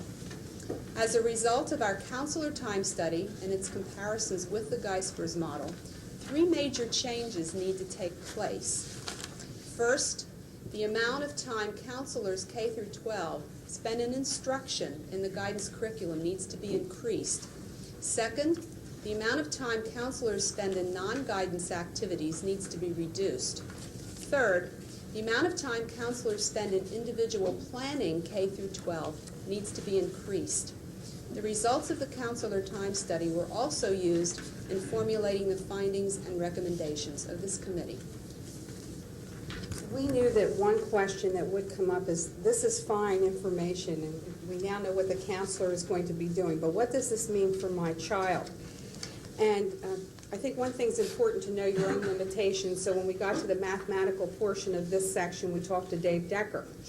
And we did some very, very rough estimates, but I'll share them with you because I think they have an impact, and we'll be dealing with this more in phase 2. But at the elementary level, when we looked at the amount of counselor time and we took a normal-sized building, maybe 26 classes, we're looking at the impact on a student being about 12.8 hours of instruction over the whole year, or 1.4% of their time. At the middle school level, we're looking at approximately 20 class periods, or 1.78% of their time. Now, you may think this is a lot of time. However, this could be devoted to just career awareness, and we do a lot of that right now. At the high school level, we're talking about approximately 16 periods, and again, this is rough estimates, or 1.3% of a student's time. So you can see that although the counselor's time spent in the guidance curriculum is increased, you could see what the impact would mean if you have a child at whatever particular level. And I wanted to bring that to your attention. We're going to go into the findings and recommendations piece, and we're going to begin with the guidance curriculum, and Mrs. DeMarco. The first section of the needs assessment deals with curriculum. Curriculum refers to the teaching of skills in either a classroom or a small group setting. The data from the assessment tells us that the social and emotional growth of students in grades kindergarten through 12 needs to be addressed in a comprehensive and sequential curriculum. For example, the world of work is an important topic throughout the grades. While a kindergarten child would learn that the police officer is our friend and helper, a high school student might investigate the types of careers available through a criminal justice college major. Respondents to the assessment indicated a lack of clarity in two areas. First, who should be conducting guidance activities in the classroom? And second, what resource materials are available to assist students, parents, and staff? After reviewing the needs, the committee formulated the following recommendation with regards to curriculum. The entire guidance curriculum, kindergarten through grade 12, will be revised. The instructors for guidance programs will be counselors, but classroom teachers will be involved in the follow-up activities. It is crucial that if a counselor presents a lesson on honesty, for example, the classroom teacher would reinforce the concept whenever the need arose. In order to ensure as much consistency as possible, regular in-service for guidance staff will be provided. Prior to lessons, parents will be informed in writing that a lesson is to be presented, and they will be given the opportunity to remove their child from that activity. If parents so choose, an alternative learning experience will be provided for the child.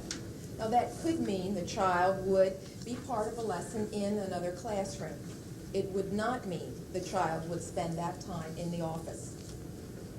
As far as resource materials are concerned, the district will develop a written procedure for the review and use of guidance materials. Parents will have access to information about curriculum, and this includes both instructional and assessment materials. We're going to move into the area of individual planning and the findings and recommendations, and Maria will address that. The individual planning section deals with the students' planning, monitoring, and managing their academic, career, and personal development. The students will evaluate their goals in these three areas. An example of individual planning would be the course selection process. Present and future goals would be explored and the student assisted by the counselor and parent in the course selection process. The findings, as indicated in the needs assessment, say that more counselor time should be devoted to assisting students academically and socially. Also, more time needs to be devoted to meet the needs of the average student, the high-risk student, and the special needs student. Counselors should administer and coordinate standardized testing, and in the assessment, it came out that it was unclear how counselors use their time preparing students in grades 7 to 12 for post-high school employment. Here are the Guidance Review Committee's recommendations in the area of individual planning. To provide enough time and guidance activities for the development of career, academic, personal, and social goals for all students in grades K to 12. To increase communication to help staff, students, and parents understand the counselor's role in the schools, and to continue assisting in the standardized testing program at the North Penn School District. Thank you, Maria. We move into responsive services. Barbara? Responsive services are duties a counselor performs which meet the needs or concerns of students who require counseling, consultation, referral, or information. Over the past few years, counselors at all levels report an increase in the amount of time they spend responding to student problems related to personal and relationship issues, drugs and alcohol, and abuse. The The following are some typical examples of how counselors get involved helping students with these kinds of problems. A student arrives at the counselor's office in tears. They can no longer keep quiet about the emotional and physical abuse they are experiencing at home. Another scenario would be that a teacher refers a student to a counselor because the student is failing. The teacher also notices that the student is very withdrawn and is not having much social interaction in or outside of the classroom with other students. One indication of the demands on counselors' time for responsive services can be seen in the time distribution charts on pages 19 to 21. Responsive services comprise by far the largest piece of what counselors are currently doing. While the Geisber's model still places importance on the need for responsive services would be balanced with increased services in other areas. The data from the surveys strongly supports continuing individual and group counseling. Other services which were supported were referring students to community agencies and resources, orienting students who are new to the North Penn School District or who are moving from building to building within the district, helping students with day-to-day personal concerns as well as crises. Based on the survey results, the Guidance Review Committee recommends that counselors continue to provide individual and group counseling. Where regular ongoing counseling is taking place, parent permission will be obtained. Continuing to help students when they are facing personal problems and crises is also a recommendation of the committee. Thank you, Barbara. Our dean will be presenting the system support findings and recommendations. Our dean. The final section of the needs assessment focused on system support, which consists of all the management activities necessary for the establishment, maintenance, and enhancement of the total guidance program. These management activities include the many ways that we support our students. The data from the needs assessment suggests that staff sees counselors as communicating effectively with students, with administrators, and with the staff about the guidance program. The recommendation is for counselors to continue this communication. The findings also suggest that over half of the parents disagree or are unsure of whether or not counselors communicate effectively with parents in general or with their students. The recommendations are for counselors to work at all levels to improve communication with students and parents, to find a variety of ways to disseminate information to parents and the community through the use of various media and district written publications, and to develop plans to encourage partnerships with community groups, such as businesses and social service agencies. I will be finishing with the general recommendations portion of this report. Based on the needs assessment, our research, and the time study, the Guidance Review Committee recommends the following program changes to be implemented for the 94-95 school year. The number one priority is to establish a comprehensive and developmental curriculum that reflects the needs of our community.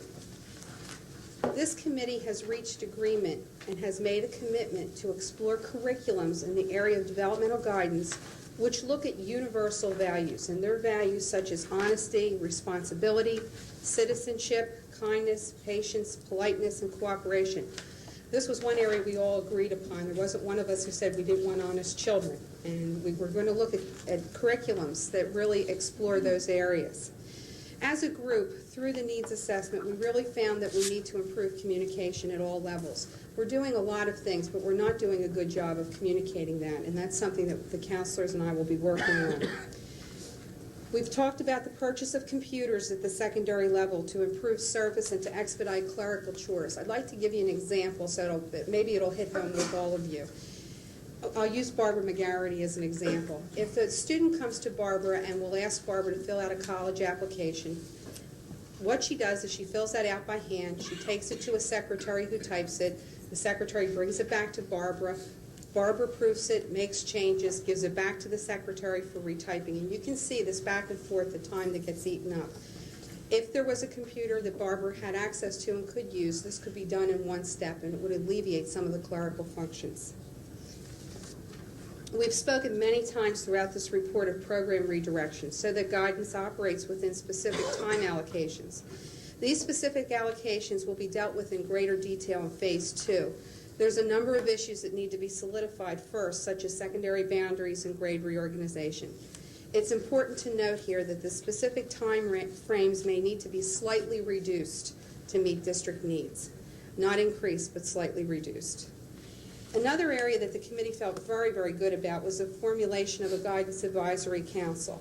This will be a standing committee comprised of staff and community members. This group will help to monitor guidance issues or concerns, and they are scheduled to meet twice yearly or as on an as-needed basis. In-service will be provided to staff. I will be reviewing guidance staffing needs with you at budget time. We wanted to deal with the curriculum piece tonight and talk about the framework. One other innovative idea that we had was the establishment of a resource preview center for parents in the Student Services Department. This resource center will contain copies of all curriculum materials that are going to be used by counselors, and we will be developing procedures for use of the resource center. When we get to Phase 2 and when we talk about the curriculum materials, all of those materials will be brought forward for board approval. In line with Chapter 5 regulations, a policy will be drafted for opting out, and during the 1995-96 school year, we'll continue in service, we'll monitor the curriculum, we'll complete a program evaluation, we'll reconvene with the Guidance Advisory Committee, and we'll explore the use of computers at the elementary level to eliminate unnecessary clerical functions. I want to conclude by saying that I wish I could tell you this is a perfect model and the answer to all of our prayers. What it really is a first step. This committee has been sensitive to the needs that have come up in the past few years and the concerns regarding guidance. This is something that we're looking forward to as a way to work with guidance and make it more manageable. And that was our intent for this program this evening. I'll turn the program over to Mrs. Mengel at this point for some concluding remarks. Thank you, Judy, very much. Dr. Elko, Cabinet, and colleagues of the board, it is no secret that I have not always supported certain guidance programs in the past. My children were pulled from PUMSE and will remain opted out from PUMSE. It is my election and an exercise of my parental rights that is allowed under the Commonwealth of Pennsylvania. My reasons for doing that was only after careful review of the curriculum and the lesson plans. And in the PUMSE program, specifically Lesson 4, it ran at cross purposes with what I teach in my home, what I hold dear as a religious belief, and interfered with instruction in the church school. I do allow my children to participate in the sexual abuse awareness programs. There, too, only after I, as a parent, have reviewed the curriculum in support of film strips. This review also allowed me the opportunity to observe and build trust in my child's guidance counselor. Thereby, I allowed her to speak to my child's heart and mind. And I say that with fondness as I look out there to Kay and the wonderful work she does at North Wales Elementary. Other areas I will opt out in the future are not in the guidance area, but are in the health curriculum, where I prefer to be the instructor of my child, for my child, where the issues are sensitive in nature and the ones that may encroach on my religious beliefs when left alone to secular teaching.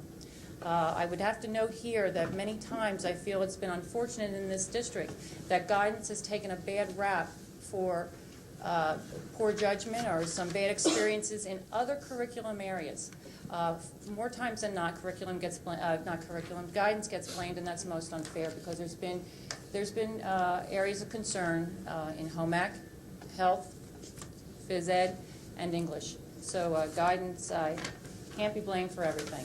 Despite that, what a fabulous opportunity I have had as a board member to be able to work with this committee. It has allowed me the opportunity to work with employees that I would not have gotten the opportunity on a regular basis to work with. And let me say that we have learned a lot. We learned a lot about each other, such as the personal backgrounds and belief systems held dear to everybody on the committee. It was fun to learn about the Catholic upbringing by some of the members on the committee and how much fun we had exchanging school stories that we all share. But I think what binded us and bound us together is the fact that the common denominator is that we love our children. Individually, we love the children of the district, and as parents, those concerns are mutual, and we can share worries with the best of them when it comes to the health, safety, and welfare of all the children. We also learned about the fullness of each member's job as guidance counselors, and also to the extent that those who volunteer in this district. Often I have wondered since I've come here to the board, and even before that, what in the name of God do these guidance counselors do all day long? I did not know. And I had an opportunity to have that question answered while working on this committee. And not only do I have an answer, I am comfortable with that answer. And there are days I would have to ask another question, and that would be, what don't they do all day long? So I can say that with confidence also.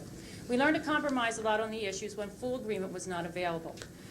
For example, as we wrote and rewrote, is that proper? And rewrote and rewrote. The report to give to you tonight, we had gone around and around and around as a committee ad nauseum on single words. She's shaking her head. She's the most guilty party in the committee. Mrs. Miller, she was a buster. She was a buster on some of the words that we used, because what was important here was clarity, because if it wasn't clear to us as a committee, it would not be clear to this board nor clear to the community when this presentation was made. And those words involved intent, and what needed to be understood was a clear intent with full disclosure. The most important thing we learned, and we all had to learn, and I'll go first, was that for those of us who do not quickly embrace developmental guidance in the classroom, which I do not. I'm warming up to it. I do not completely embrace it. I had to learn and recognize, and so will the others on this board, that this is public school, that it is not any one person's or any one special interest group private country day school. This area, the North Penn area, the Philadelphia suburban area, is chock full of non-public schools, private schools, from very conservative to very liberal leanings in the education of children in the area. And for the price of tuition, there's something for everybody. And for those parents that still feel, despite the private schools and the public schools, that they still feel disenfranchised and they do not have tuition dollars, this school district has been most benevolent, most kind, and most supportive of those parents who choose to homeschool. And on the other hand, those counselors and those staff members and employees here who wholeheartedly support developmental guidance in theory, and those who support it by the very nature of their job, and I look at Sandy and Lita and counselors here tonight, they too had to recognize that this is public school and it is not your private practice. With everyone in the committee in their place, and with everybody recognizing the sanctity of public schools, with all of its rights and responsibilities and troubles, recognizing that we, with little to no arguing, came to unanimous agreement on the Phase 1 recommendations that are before you tonight. Please indulge me to elaborate on my support first as a board member and then as a parent. As a board member, please recognize the advantage here in the fact that we are bringing a very large report to you in phases. Those of us that have been here for 2 years, you remember the different committee reports, task force reports, and whatever that have been brought to us after years and months of working, only for us to send them back to the drawing board, modify the plans, change things over, and that was a lot of volunteer time being used only to send them back to do more work. We, as a committee, elected to bring this in phases, so that not only do we keep ourselves in checks and balances, but that we bring the board with us along the way, and that we not waste time. If there's going to be a problem in Phase 1, let's hear it now. Phase 2, Phase 3, before we go any further.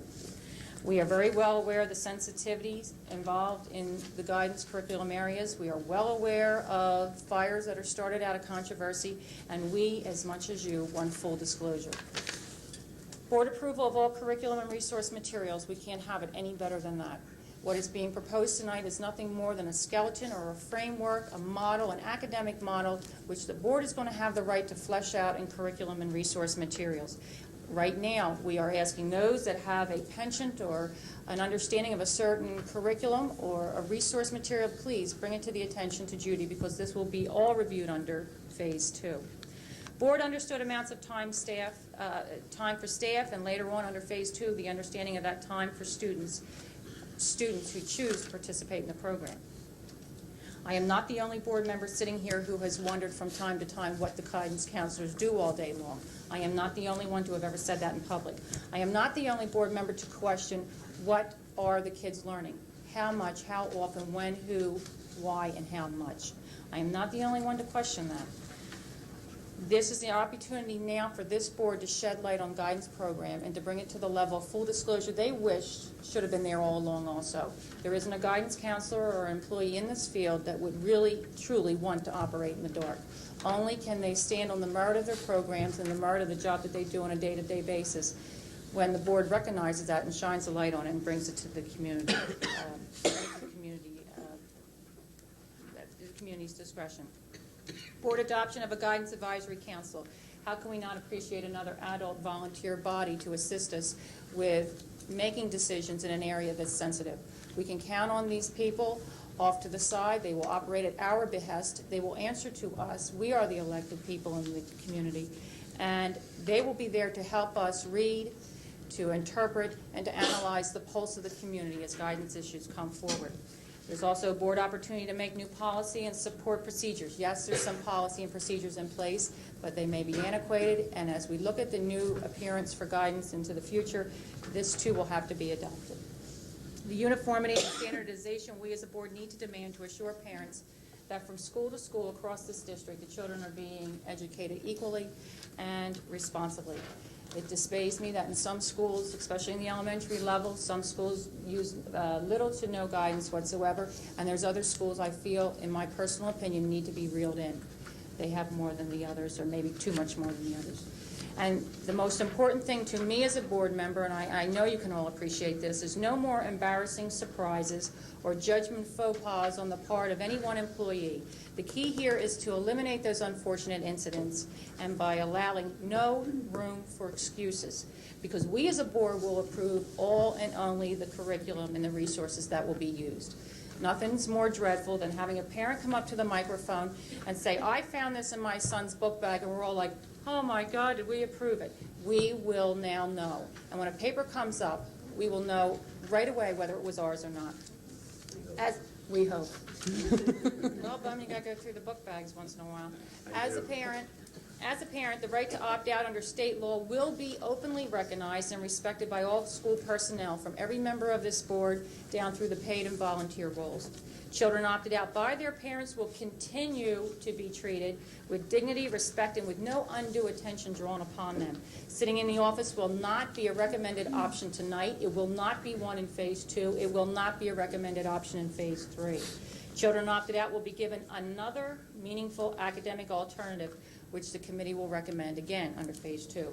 Amounts of student time will be recognized and understood within the school calendar year. Again, no more wondering how much, when, why, who, and how often. This recommendation will also be brought to the board under Phase 2. No surprise curriculum, in that every parent will be provided with the Resource Preview Center, which will be located here in the ESC, and the procedures to go with it.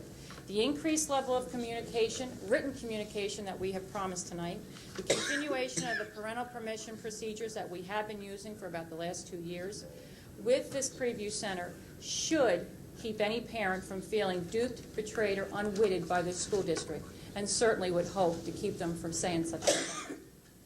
Guidance Advisory Council should also provide a parent with a sense of security in knowing that ordinary citizens like themselves will be added to such a group in a gatekeeper's capacity, functioning at the behest of this board, accountable to this board, but independent in recommendations nonetheless.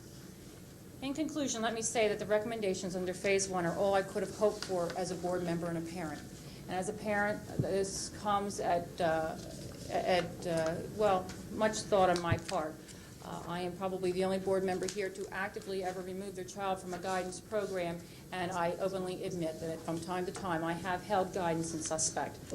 That doesn't need to be when full disclosure is accomplished by all of us. It is finally the control, the standardization, and the level of disclosure that I wish had been here in the beginning of guidance in this district. It is important that this board approve Phase 1, and it has been delivered to you tonight. This committee and any new members to be added, which, by the way, I have asked Judy to consider another board member because of the extent of this work, an additional board member, and I would like to see male counselors on this committee and minority representation. We need to get to work on Phase 2 immediately, for herein lies the greatest of debates. The debate isn't really here in Phase 1, in my opinion, and I'm holding fast to that. The true debates, the real debates, the emotional ones, the academic ones, I see in Phase 2. I do not expect any curriculum decisions time allotment and scheduling, or budgetary decisions to be decided as smoothly as was the case here in Phase 1. We can all agree with the universal values, but how they will be taught is a debate in itself. If it be the wish of Judy, Dr. Elko, and President Bowman, then I will stay on with this committee and be available to bring in Phase 2 for this board's scrutiny and critique. Thank you, Judy, and thank you, the committee. That concludes our report. Are there any questions? I have questions. The curriculum, will parents be allowed to view it during evening hours? Good question. Like during a board meeting when we're already open? Terry, that's a good question, and we will be considering that when we work out how we're going to, set up this resource center and the times and hours. If that is certainly something you would like to see, the committee will entertain that. Most parents work during the day. Right. That's my reasoning. On your advisory committee, the selection, I think it should be at least one person per board member so that we get the pulse of the community within the advisory committee. Terry, say that again, I'm sorry. That each board member select, recommend, whatever, request someone to be on that committee. That because if, for lack of better words, the conservatives and the moderates and the liberals that are on the board represent the percentages in the community, at least those that vote. So your advisory committee would be made up of conservatives that are more questioning of guidance and liberals that are sure bring it in. Terry, in other words, you're recommending each board member recommend one person on the advisory council. Is that what you're saying? This is to be, it's not the guidance counselor goes in and the teacher leaves. Right. That was something that was discussed. And my point is, though, that we will be devoting 2 staff members to the Senate, sure. And I would wonder if we're dealing with universal values such as honesty, do we have a problem with our teachers being able to translate these universal values through the stories, the literature, such as, whether they talk about Johnny Appleseed, that a teacher themselves wouldn't be doing this perhaps through literature selections and translating that message, because isn't that traditionally? That is always a possibility. A teacher may address that first. A counselor could follow up, or vice versa. Okay, thank you, Judy. On this, I just have one thing regarding has to do with the survey.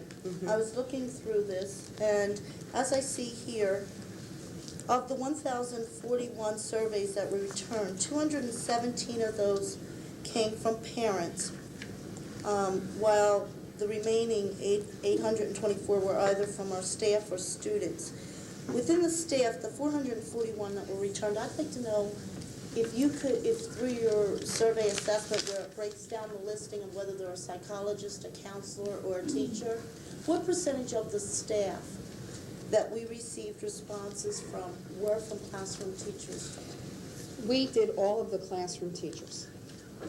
We involved them all. If they were in the building that day, they were given a survey to fill out. That was their option. They could or they didn't have to. That also involved reading specialists, counselors, the psychologists, and also our administrative staff. Since the large majority of staff members are teachers, I would right. Well, I just wanted to see, because it was 441, if we had an idea of how that broke down within the staff of what their position was. And if you do have that, I would appreciate. We do have that data, that. and I can share that with you. I have a couple of questions, Judy. First, I'd like to thank the guidance and all the committee people who worked. Obviously, it was a very extensive job and a very diverse job, and certainly a very hot issue since we've had it for quite a while. So thank you all. 4 issues. First, as you and I have always worked on, the state.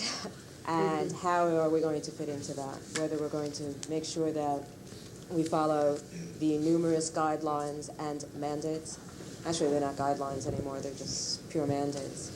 We will be dealing with that in Phase 2. We are under mandates from the state. I mean, that's no surprise to anyone, and we will be looking at that as a committee during that second phase. So the time allocated that is necessary through the state, that'll be incorporated within your information. Dr. Mangano being on the other end, what about a multicultural type of guidance? That is very definitely built in. One of the things in a guidance curriculum recommendation that Geisler would recommend would be that there would be a cross-cultural effectiveness part of the curriculum. Multicultural training in drug and alcohol awareness, multicultural counseling, that would be, it is also part of the multicultural task force efforts. And some of that training is on the agenda for this year for counselors. And will the multicultural task force be coordinating at times with the guidance advisory committee to also, wherever it overflows between one guidance and the other? Yes, and serving on both of those committees, that definitely will be monitored. Good. The next is the high school level. In many corporations, they have a standardized type of form for career planning. Does the Geyser model show any type of forms to do a career modeling for high school students? He gives a framework, but we're going to be contacting other school districts and seeing what they have, trying to get some more information to see, rather than reinvent the wheel, if there's something good and useful out there and we can incorporate it for North Penn, we will. So that's something we are looking into. Well, this is a personal concern because I have a high school student. I understand that. Carmen, can I just add something there a moment? I think one of the nicest things about the Geisler's model and the purity of the model is the fact that it did not come with any recommended canned curriculum for purchase. It's a framework. It is a theory which allows school districts across the country to flesh out what their local needs. I like the fact it wasn't attached to something to be purchased. But they kept it clean. I understand that, but if you're headed towards a process of doing career planning and working more intensely with career planning with high school students, there are various forms and various other publications that can be instituted and then followed up. With that follow-up is also having that information given to the parents, because a lot of parents at that level have no idea where their kids are going, what they want to do, where the schools are. As I said to our science supervisor, Donna Brown, the sciences, the summer programs, the summer camps, that whole thing works in one great period as far as your career planning. So I really would like to emphasize that gets done as part of it. Carmen, excuse me, that's a good point. Could I tie on to that also? Go right ahead. Everybody's helping me out here. Obviously, we've talked that the different districts have used the Geisberg model, and it's been in existence for quite a while. And I went through the bibliography trying to find specific examples of where we've received from other school districts their program of studies or their program of guidance. Have we received any of those yet? We've gotten a few. I will tell you, it has been really quite an endeavor to get school districts to give us something. Generally, when we ask them for something, they want something back. So we could send them our high school task force. We have gotten, just recently, New Hampshire sent us theirs. We've gotten Nebraska's. Alaska's came in, but it's going to take us quite some time to get through that model, put it all together. It was interesting. And we have sent to all the other states that have the model and want to see what they're using. We also talked to Dr. Geisbers himself, and we had him on a conference call. We asked him if he had any material, he could even send it to us, because we were having some difficulty getting that from other school districts. Dick, another thing too, guidance is on the firing line across the country. And a couple of times Judy has called for guidance information here or there, and the calls were like, well, what do you want it for? And who are you going to show it to? Where are you from? And so there's a hesitancy to extend outside of their local community because they just don't need any more heat than they already have. But we've made so many phone calls, and we've tried a number of different approaches to get the curriculums. Okay. So hopefully we'll keep getting those in. That's great, thank you. Thanks. I have one last point. As far as parents are concerned, in your presentation, you talked about parents being told ahead of time when something was going to occur. I believe what I would like to see, whether feasible or not, is at the beginning to back to school, that they would have some kind of schedule that would say, these are the items that are going to be taught. It doesn't have to be cast in stone, but a tentative schedule, so that parents know that they will have an approval or a disapproval form, and I believe what Terry says is true. It should either be an opt-in or opt-out. I know we do that with the testing at the high school. You choose either to have it, it's a yes or no. Isn't testing opt-out? No. We are going to have it. It's in or out. It's with our representational consent, we send out permission forms to all parents, and they have to sign in. They have to sign in as an option. So, going back, if the parents know at back-to-school night that these portions of the counseling curriculum are going to be done whatever month it is. Now, you can't say, well, on day number 2 it's going to be that. I think the parents will then be more aware of when information is coming back. We all know the classic thing that it gets buried underneath a book bag, and I know we're sending a lot of it home through the mail, but that's an incredible expense for some of that to happen. So I really would like to see and emphasize that parents do get a schedule at back-to-school night. It's noted. Thank you again. Are there any other questions? Judy, could I just ask about where the time has the committee, when it was figuring out the amount of time that would be Where will devoted? it come from? Where will it come from? Lengthy discussions about that too. We will Volunteers first and try councils. to look at the non-academic areas.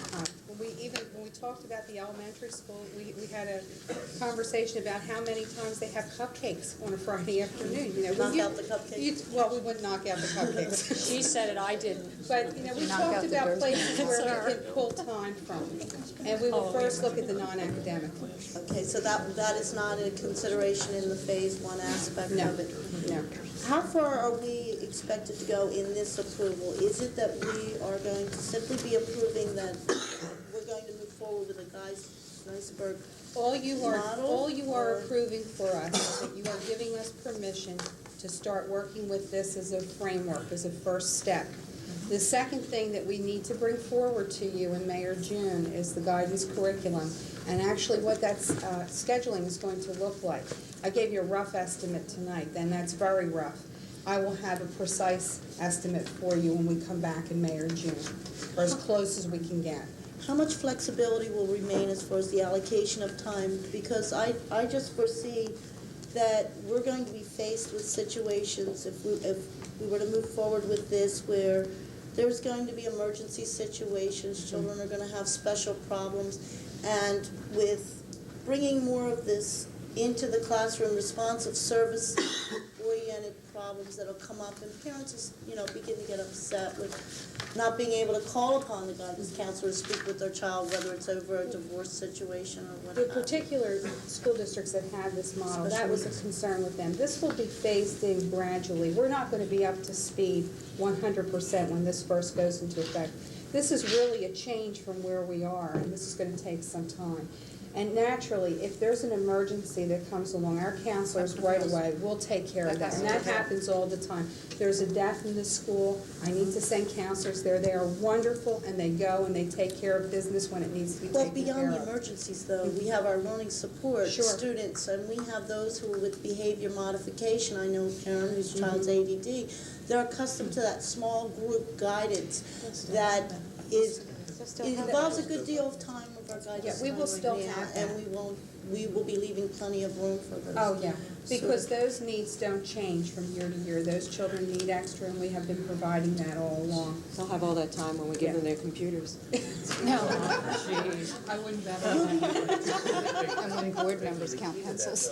The guidance curriculum I will can take count. a specific So does a math major. I went to amount of time that Not can a be good allocated by the counselors. The rest of the time will be varied depending on the needs, and, it's not a hard and fast that individual planning is only 5 to 10%. If you need a little bit more there and take a little bit off of system support, that happens too. Right. So it's, the only one that's really will be locked in for the school year, as I understand it, will be the guidance curriculum. But that's what I'm worried, that once we lock clock in at a certain amount, that guidance counselor just isn't available for as many hours. You know how hard it would be for overtime there. And the individual planning is going to be very much tied to the curriculum, so by putting it into the classroom, individual planning time is naturally going to have to increase. Are we going to be talking similar to the IEPs that are involved with our gifted or our special ed students as we do the individual planning? You know, my son, where the teacher will sit down with you and... You mean all the kids have so them?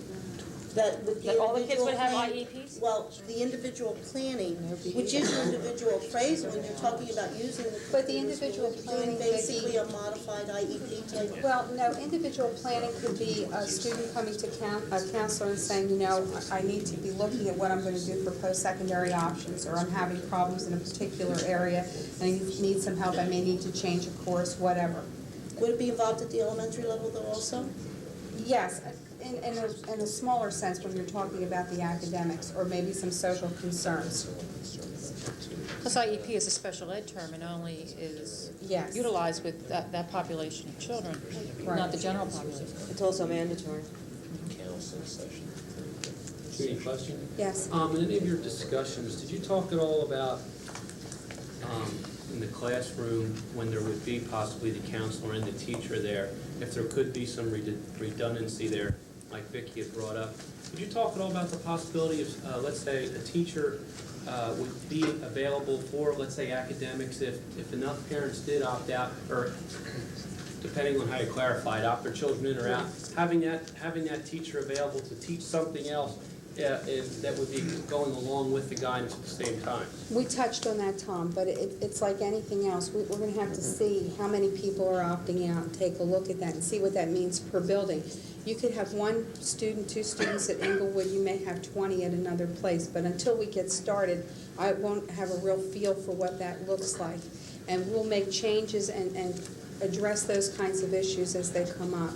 Because I'm sure that the questions will come up. Sure. If parents opt out, and we brought it up that they'd be academic type, but what would be offered? And I think that it'd be good for the community to get an idea of what we're talking about, what would be offered as the alternative. Just Right. maybe getting a little more specific, realizing at this point we probably can't, but certainly in phase 2, that'd be something we could really key in on. Tom, you need to realize that there isn't an overwhelming population of kids that are opted out of any one thing across the district, other than maybe the testing, but that's different from That guidance. even has been interesting because I've been keeping statistics on that for the past 2 years to see how many people are actually opting out of standardized testing. And it's a very small percentage of people.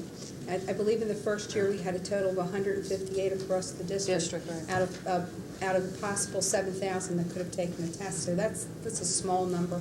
And those opting out of guidance-related activities is even less. Right. So it's not an overwhelming population, you know. But again, I understand your concern, and we will talk about that further. And one thing I wanted to add, a parent shared with me today that she's very much aware that we need to be multicultural aware, and I'm very well aware of that. But she shared with me that sometimes it seems some of the students with disabilities get lost in the woodwork a little bit with compared to regular students, and she really emphasized the need that we teach kids that they have a special awareness for those kids. She related a particular incident in one of our schools I think we're dealing with right now. I would just ask that we would really consider that, because there's a real need, especially with all the emphasis on the ADA. We need to, it'd be a good tie-in. Well, that's something near and dear to my heart with special ed, so we will be looking at that. Also, Tom, I think it's important for you and the board to know that when we're dealing with multicultural diversity issues, we're not just dealing with ethnicity and race. This district has stood behind looking at diversity from its broad sense. So we are dealing with ability, disability, aging, and gender issues as well, religious issues as well. We cover it from the broad sense. And then one last question, I think it might be the obvious question, staffing. Obviously, with a few more schools coming online, we will need more guidance. But what have you talked about? Did you see the need to increase staff looking at this model, or, you know, what? I'm sure you Look think at him that, looking right? at me. You want me to take that one? I think that I will be discussing with you at budget time, as I normally do. I understand the need for prudence in these difficult economic times, but we will be talking about that further. I'm not prepared to deal with that this evening. Good answer, Judy. I like that one. How sensitive of her. Forget it. Well, actually, until you get into the actual program and determine how many hours, it's going to be real hard to do that. Exactly. And that brings me, all these segues, it's great today, it brings me to my last question. If we're looking at implementing or having a decision on phase 2 in the May-June timeframe, and understanding that there's going to be a lot of work that has to happen between now and then, can we solidify the program by May or June and still have everyone ready to implement it for the next school year? Is that possible? I'm hoping, Dick. I will tell you that if I come to a period of time with the committee where I feel that's not a possibility and we need a little bit more time, our intention is to do it right. And we will do it right even if it requires more time. So It would seem to me that the beginning of the school year doesn't necessarily have to say that it has to start September 15th or whenever we approve the calendar for it. Right. It can start in May or June or January or December, whatever. we did talk about that because we've spent a lot of hours up till now just doing this part of it, and I know how much debate there's been, and the best is yet to come. So, The most is yet to come. But if we're not going to implement certain phases as far as the curriculum is concerned, then we need to do, again, a type of parent information system and give them a schedule in that. If we're going to start implementing in the middle, like in January, then we need to get that to the parents. And we need to get a schedule to them, before then, because they need to know what's going to happen in their school year. Right. That's a good point. Any other board questions? Do we have any questions from the audience? Ms. Henry?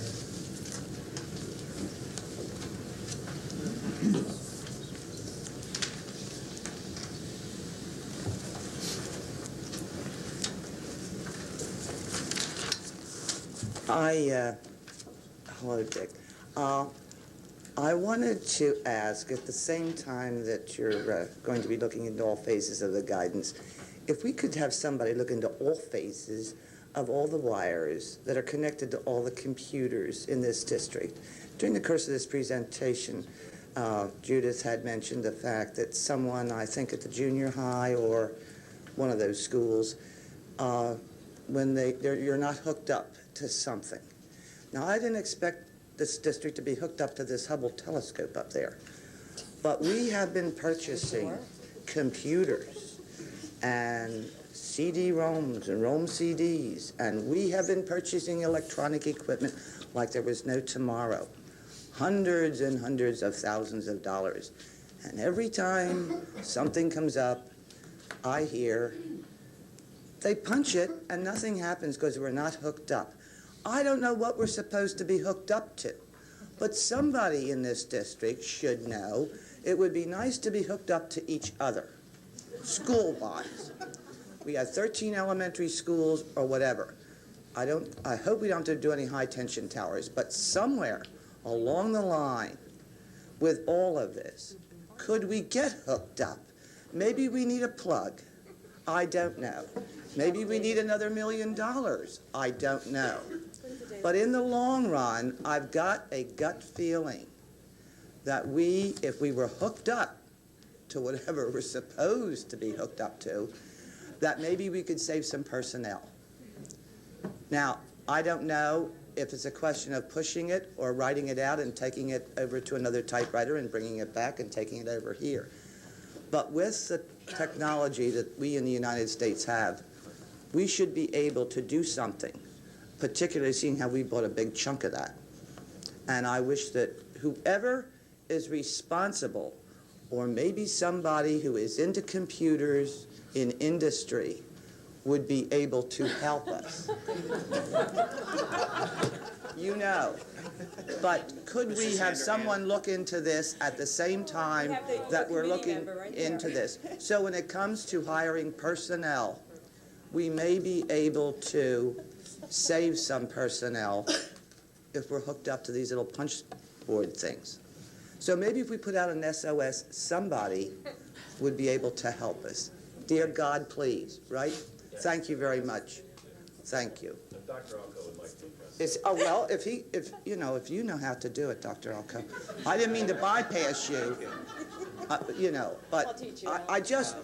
I think it's something that this district needs, and in connection with this, it looks like it's going to be more personnel, and there may be a case with the computers that we have purchased, and with the purchase of another computer, that somebody knows how to run it, and the computer knows how to run itself. I don't know how to do it personally, but I certainly know the people on the staff and on the board that will be doing it. I would announce that Mr. Bowman, as the board president, and I have had discussions about this matter. Mr. Bowman has had conversations with individual board members. There will be a board member appointed to work with Mr. Hartenstein, who's responsible as one of his major areas for information management in the school district, to continue the development and integration of a plan that interfaces the instructional side of technology with the application side for administration, secretarial functions, etc. Right. And that will be started probably right after the holiday break in December. The board member, Mr. Hartenstein, and the committee will be working. The board member and a small group are going to spend all day Wednesday of next week at a seminar dealing with just this topic. I suspect that this spring there will be a presentation made to the board in terms of recommendations and where we want to go in terms of exactly what you're saying. Well, I really appreciate it. I didn't mean to preempt it. I didn't know anything about this. It was a perfect segue. I'm glad you brought it up. Well, great minds run the same channel. Thank you. Another segue. Oh, well, who used that word? We'll never get Alan, we can teach you how to hook it up if you want. In the back corner? We still have to identify ourselves and all that? Okay, Becky Sturchio, Montgomery Township. Adrian's an icon, so. Oh, okay. I just have a concern with page 24 of the report under responsive services. The last finding is that assisting with students facing personal crisis, which is something that counselors always do, is, I guess, going to continue to be done by counselors. Unfortunately, many of those personal crises involve their parents. Not every child in this district comes from the Cleaver family. And there are children in situations of alcoholism, drug abuse, personal, physical, sexual abuse. Those are extreme crises for these children. And they need to have confidence that they can go to someone and get assistance in confidence. Now, when you compare that with the very next recommendation, that counseling will require parental permission, how is that going to work?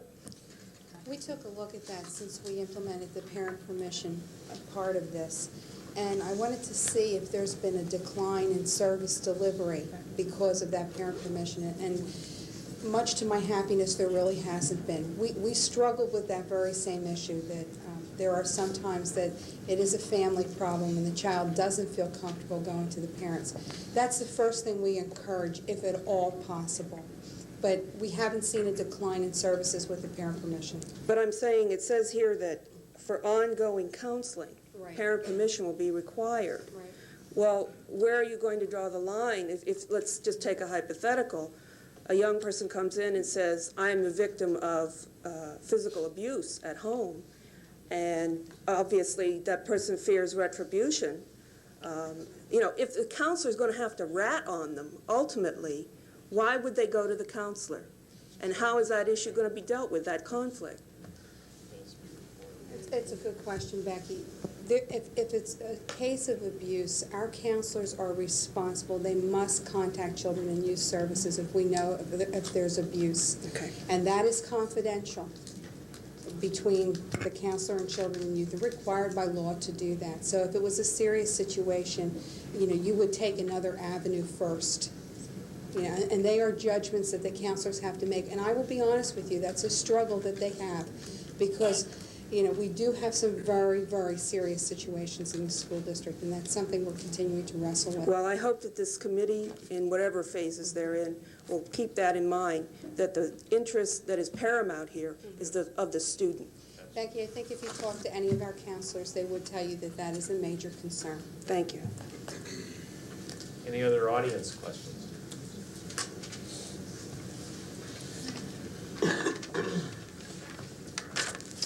Deborah Nice Lansdale. The advisory committee that you spoke of, if it's to represent the board balance, that would mean it would have to change every time the board changes, correct? So it wouldn't be a permanent type position. Okay. I'm still wondering what the guidance counselors do all day.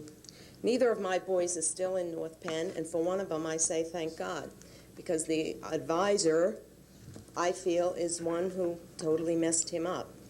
And including to the point where when my husband and I left work to go to meetings with the advisor, he forgot and he wasn't there. So I hope things have improved over the years. I think our counselors are a little overpaid and overqualified if they're monitoring tests. There's other people who could do that. When we free counselors up from this time of covering tests or doing the clerical work, we should be able to decrease the number of counselors in the district, because they'll have more time to do counseling. You would not need as many people doing the job. Okay, so there shouldn't be an increase of numbers when you decrease the amount of work or time that they're covering. I think they basically, to me, remembering back when I was in school, which was a few decades ago, counselors basically counseled those who were going on to college and helped in that way. If you didn't score high enough on SATs, the counselor didn't even know you existed. And I find with my son's experience that if you weren't going to go to one of the higher prestigious colleges, you weren't of all that great a concern to them either. I wonder what we make use of our community services. We do pay taxes for child services in the county and things like that. Why does the school district feel it's their responsibility to do some of this counseling? Don't you report it to the county and have those services take over? It depends on the level of services needed for students. And we use services in the community for maybe severe problems. Counselors are not, you know, clinical therapists working with children. They counsel children in the schools. If it's a serious, serious problem that will require intensive therapeutic intervention, of course they would refer the child out and the parents out to someone else in the community.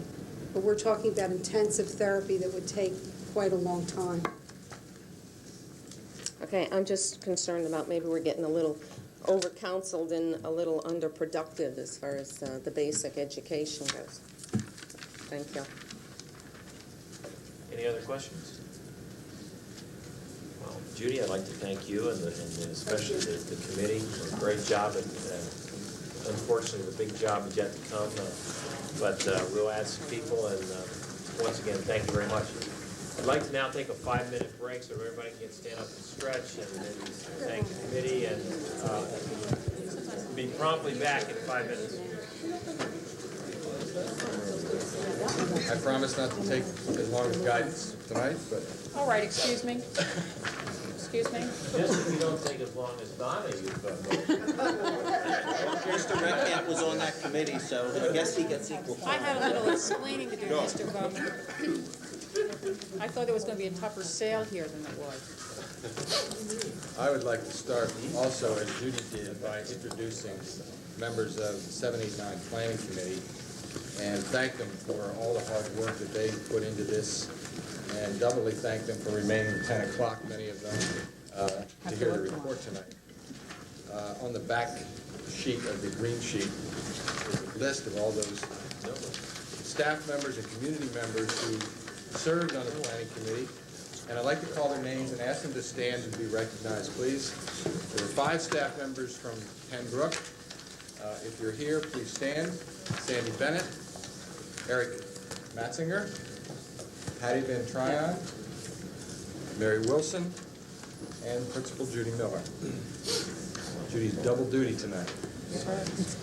And more. From Penfield, Janet Cardiff, Jim Gill, Joe Lepko, Alan Malakowski, and Principal Joan Stow. From the junior high school, Dottie Bunting, Sandy Kroll, Roy Faden, Principal Steve Frederick, Larry Fullerton, Massey Pacquione, Nancy Sherlock, Erica Witt, and Bill Yoder. I know some of the staff members were here for some time and left, but appreciate those who have remained. From our community, Barbara Baldwin, Linda Diott, Barbara Hom, and Michelle Murphy. And a special thanks to Ralph Redkamp as the board liaison, and to Sue Sinkinson, who has served not only on our planning committee, but also on the planning committee for the 6th grade. Before I begin the report that's in the green sheet in front of you, I want to recommend to the board that the 3, 7, 8, 9 schools be named middle schools based on the number of middle school practices that the committee is recommending for the program. This does not necessitate a change in name for Pembroke or Penfield, but will necessitate a change in the name from North Penn Junior High School to what we're recommending is Penndale Middle School, the term that was used in prior years, prior to us becoming a junior high school. We'll be asking you to take official action on the name change at the December action meeting. There are 3 major components to the report that I'll be presenting tonight. First thing that I'll do is review 3 major points related to the recommended program. Secondly, present or share with you the sample student schedules for each of 7th, 8th, and 9th grade. And the third thing will be recommended changes in the program of studies that you'll be asked to act upon again at the December action meeting. First, the 3 primary points in the recommendation. The concept of teaming is the first one. An instructional team is a group of students within a grade who are assigned to a specific number of teachers for a common core of subjects and a common block of time. Now, teaming, of course, has been successful in our 6th grade program, and the feedback that we've received from parents, from staff, and committee members has been extremely positive to extending teaming into 7th and 8th grade. Our plan is to organize 7th grade students and teachers into teams for English, math, reading, science, and social studies, and 8th grade students and teachers organized into teams for English, math, science, social studies, and either a foreign language option, and we'll choose from 4 of those, a business course, or reading support.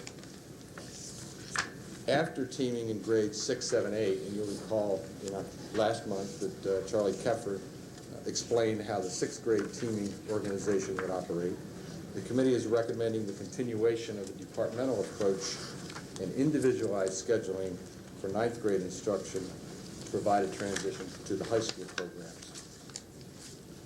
The second major point is to reduce the number of special area electives for middle level students. The board on several occasions has expressed desires to reduce the number of course offerings in secondary schools, and the committee has agreed that at the middle level this ought to happen. Instead of electives, a variety of special area exploratory courses will be required of all students so that they experience different opportunities as they begin to define interests, strengths, and capabilities.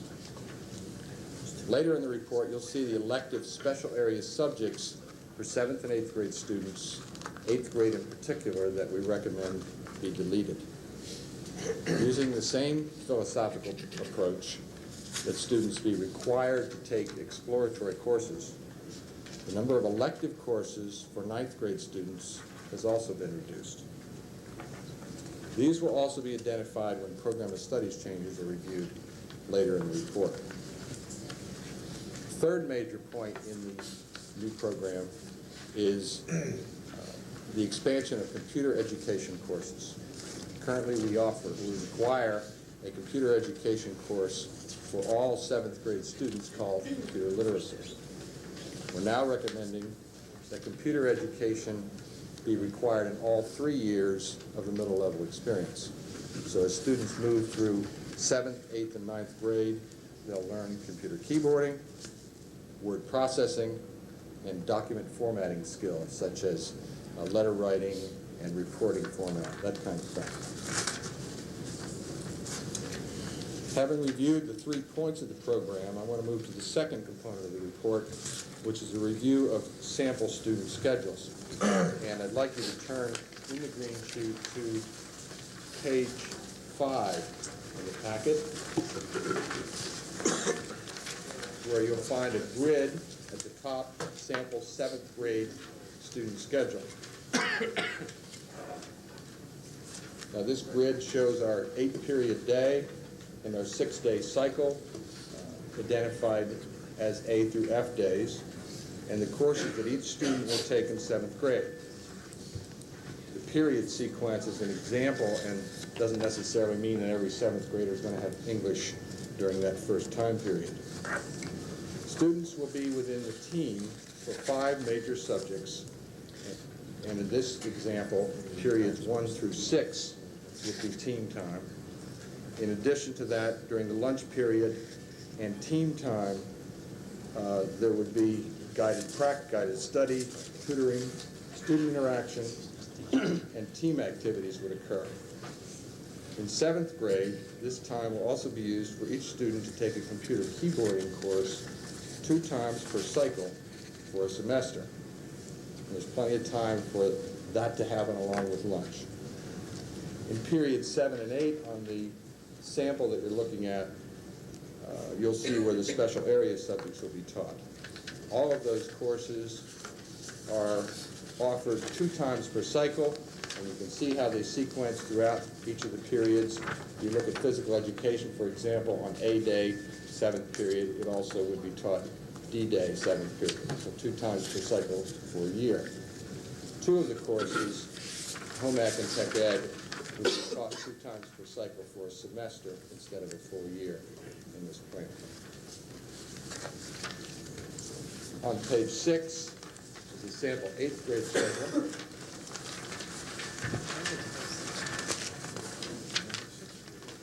And you can see that it's very much identical to what's done in 7th grade with respect to the amount of time in the day devoted to the team.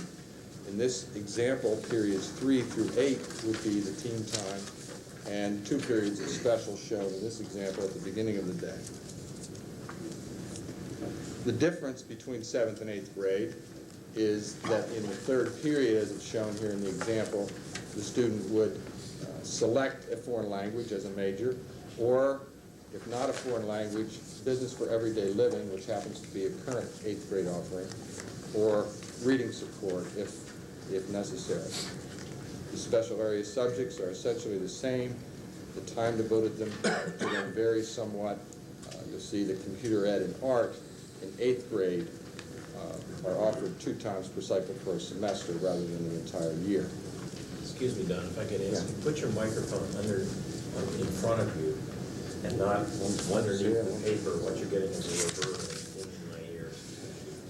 Blame the paper. The lunch tea time, or team time, you said tea time. The lunch tea time What about 4 o'clock? is essentially for the same purposes as it would be for 7th grade. I think it's because of 2 months. Real close. Same kinds of things, team activities, tutoring, makeup work, guided study, social interaction. I don't Need one of them. alcohol. Just put it in front of you, just cover it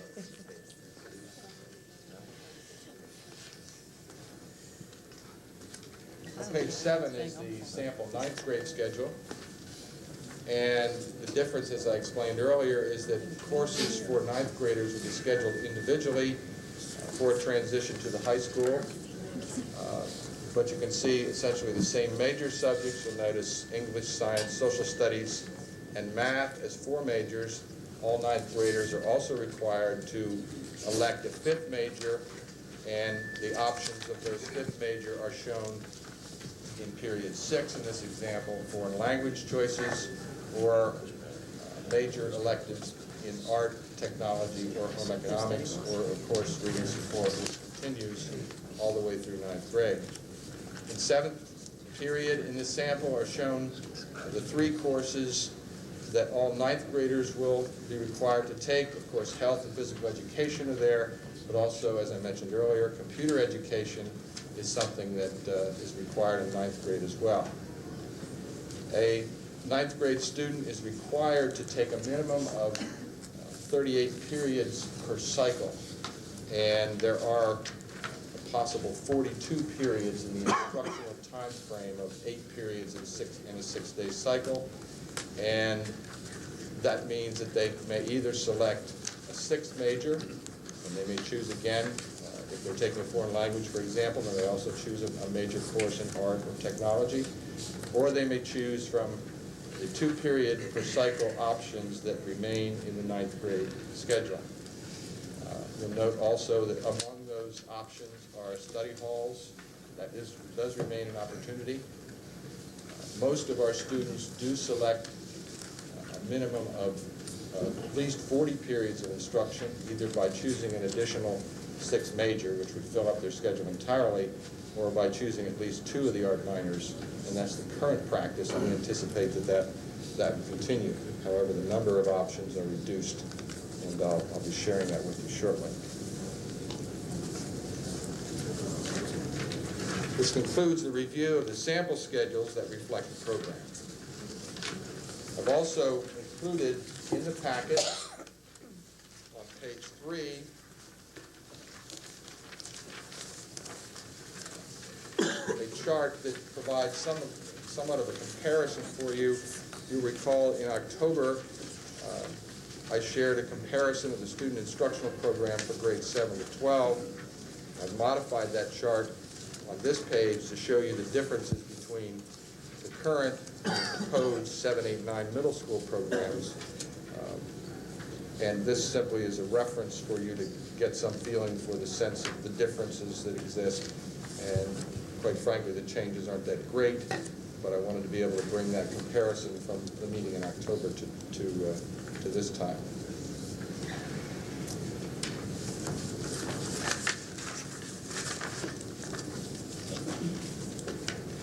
Now that you've heard the 3 major points of the program and seen the 3 sample schedules, I want to review the proposed changes to the program of studies. And those are detailed for you on page 4 in the packet.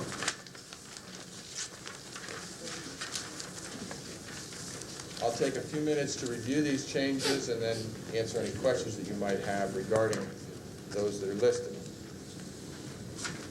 The changes that are shown here are in 3 categories: courses to be added, course title changes, and courses to be deleted. I'll talk briefly about each of those. Under courses to be added, related fine arts will be a course for 7th graders that will be offered 2 periods, or will be required 2 periods a cycle, be required for those students who do not select band, chorus, or orchestra. This related fine arts course really is a continuation of what we now currently offer in grades 8 and 9. So in all grades, 7 through 9, related fine arts will become part of a sequence of courses each year. The computer education courses, as I mentioned earlier, are additional in grades 8 and 9. This again completes the sequence for all 3 grades. There are 3 course title changes. Roman numeral 2, the title computer literacy is going to change to computer keyboarding in 7th grade, industrial arts minor to technology ed, and in keeping with our tech prep initiative that I spoke with you a couple months ago about, we are changing from the title general math to applied math in grade 9. This will enable our sequence of applied math to begin in grade 9, and certainly we anticipate at least ninth graders in the very near future becoming part of the Tech Prep initiative as well as the students in the high school. Roman numeral 3 identifies the courses to be deleted. In grade 7, general music, as I mentioned, will be replaced by related fine arts, which is listed as a course to be added above. And in part B and C, it represents the primary changes and the deletion of courses that I spoke to you about earlier. In grade 8, 10 elective courses. In grade 9, 7 elective courses have been deleted, reflecting our approach to reducing electives at this level. This represents the changes. These changes will be on the agenda for action. The board approves the program of studies for both the high school and the middle level schools at this time of the year. That was done for the high school in October. So this would also be on the agenda in December. Thank you, Don. Are there any board questions? Yes, I have 2 questions, Mr. Bowman. Don, course title changes here on page 4.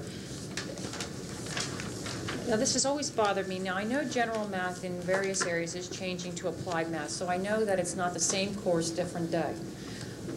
But I do get concerned when we change the titles. Are we just taking on a 90s language and just dragging the same old 70s, 80s course around? Or is there, I mean, are we bringing the course along with the name change? The course is being brought along with the name.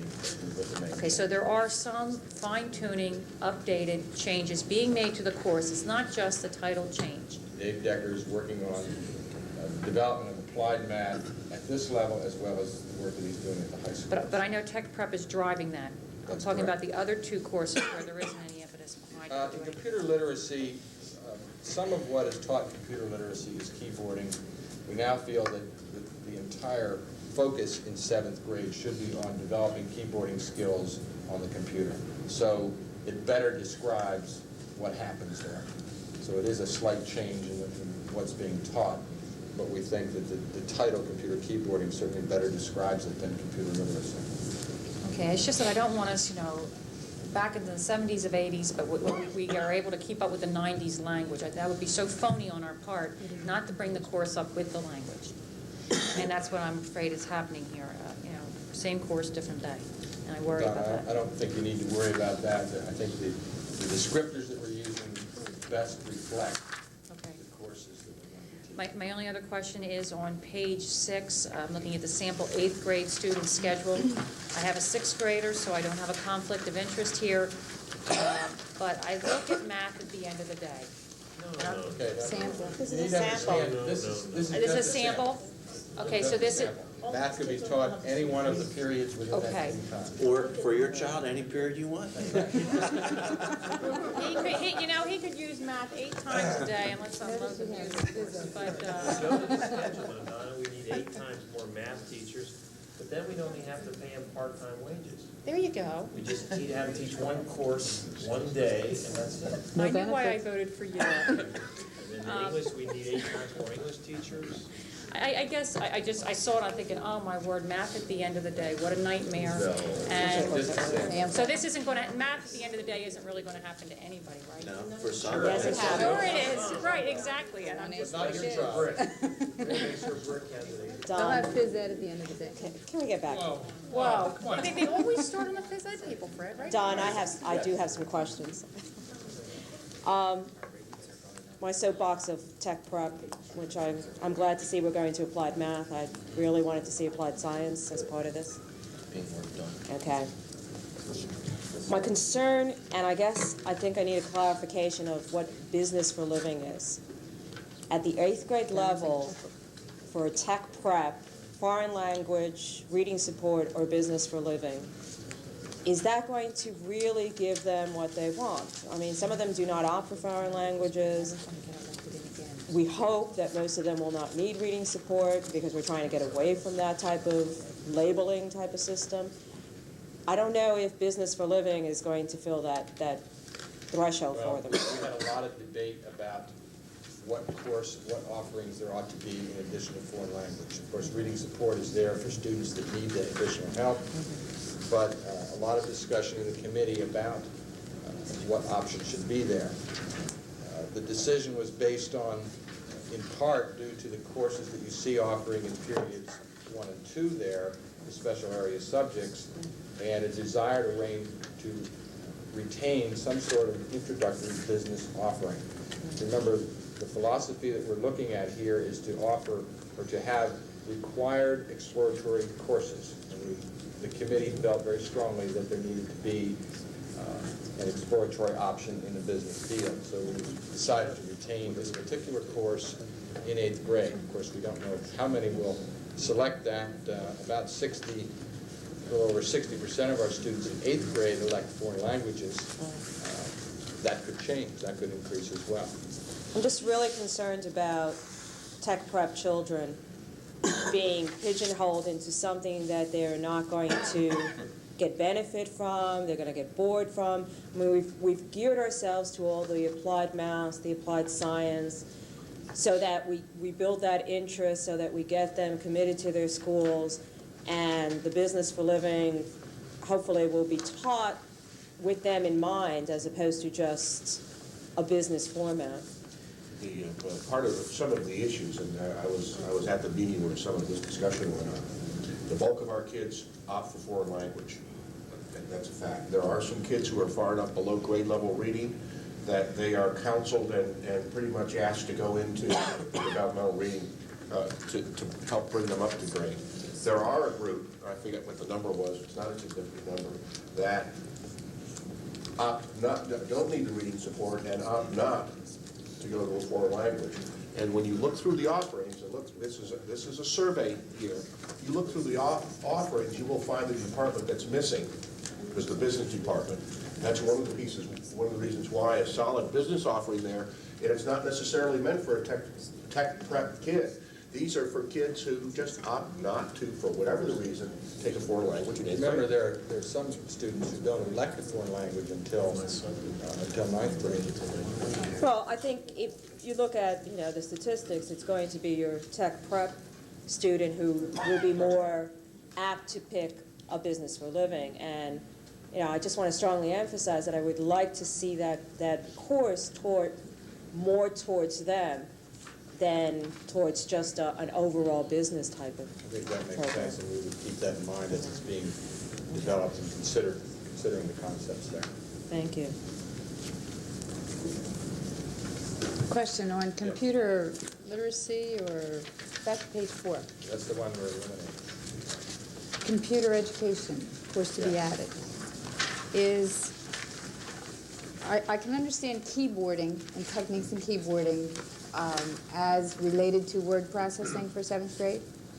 When you get into 8th and 9th grade, how far do you expand? What do you go into? Well, first of all, in 7th grade, the student is going to have the opportunity to be exposed to computer keyboarding. We certainly don't expect them to develop real strong skills, but at least be introduced to it in 7th grade. There's roughly 30 hours of instruction in 7th grade, a little less than that actually. And that we would expect that keyboarding skills would continue to be worked with in 8th grade as well. But does in it addition to that, there are expand? lots of application kinds of skills, Like word processing, like document formatting for writing letters. is that 7th grade or 8th grade? We see that happening primarily in part of 8th grade and into the 9th grade course. So we certainly think that there's enough Do we get solid into- content to develop those skills so that as kids move on to high school, they're better prepared to using computers and doing word processing and those kinds of things. Do we get away beyond word processing into database or spreadsheet? We Is don't that- are my anticipate expectations that too high? in the 9th grade course. Of course, we do have those electives in the high school, and we would expect that that's where a student would, if they have that kind of interest. Do we expose them to the? Expose them to spreadsheets, because the I 7th would grade, expect they're at exposed least to they might be spreadsheets. exposed to it, but Okay. the degree to which they delve into data processing and spreadsheets and so on is The tough to usefulness anticipate at of this database and spreadsheet, is that taught in the middle school? Right now, it isn't, no. In this In the suggested? plan, I would expect that there might be some introduction to it, but the courses, of course, once they're approved, then we'll begin to develop and design them. But in consulting with Elaine Seiler and the chairman of our business department, we've talked about the kinds of things that will be taught in those 3 years in the amount of time and periods that we have devoted to it. They think a lot of energy should go into developing those kinds of keyboarding skills in particular, and then once that skill is developed to a sufficient degree, then some of the word processing skills as well. They don't expect to get into the data processing component too much. But, some students will progress faster than others, and I'm sure opportunities for those kind of things can exist.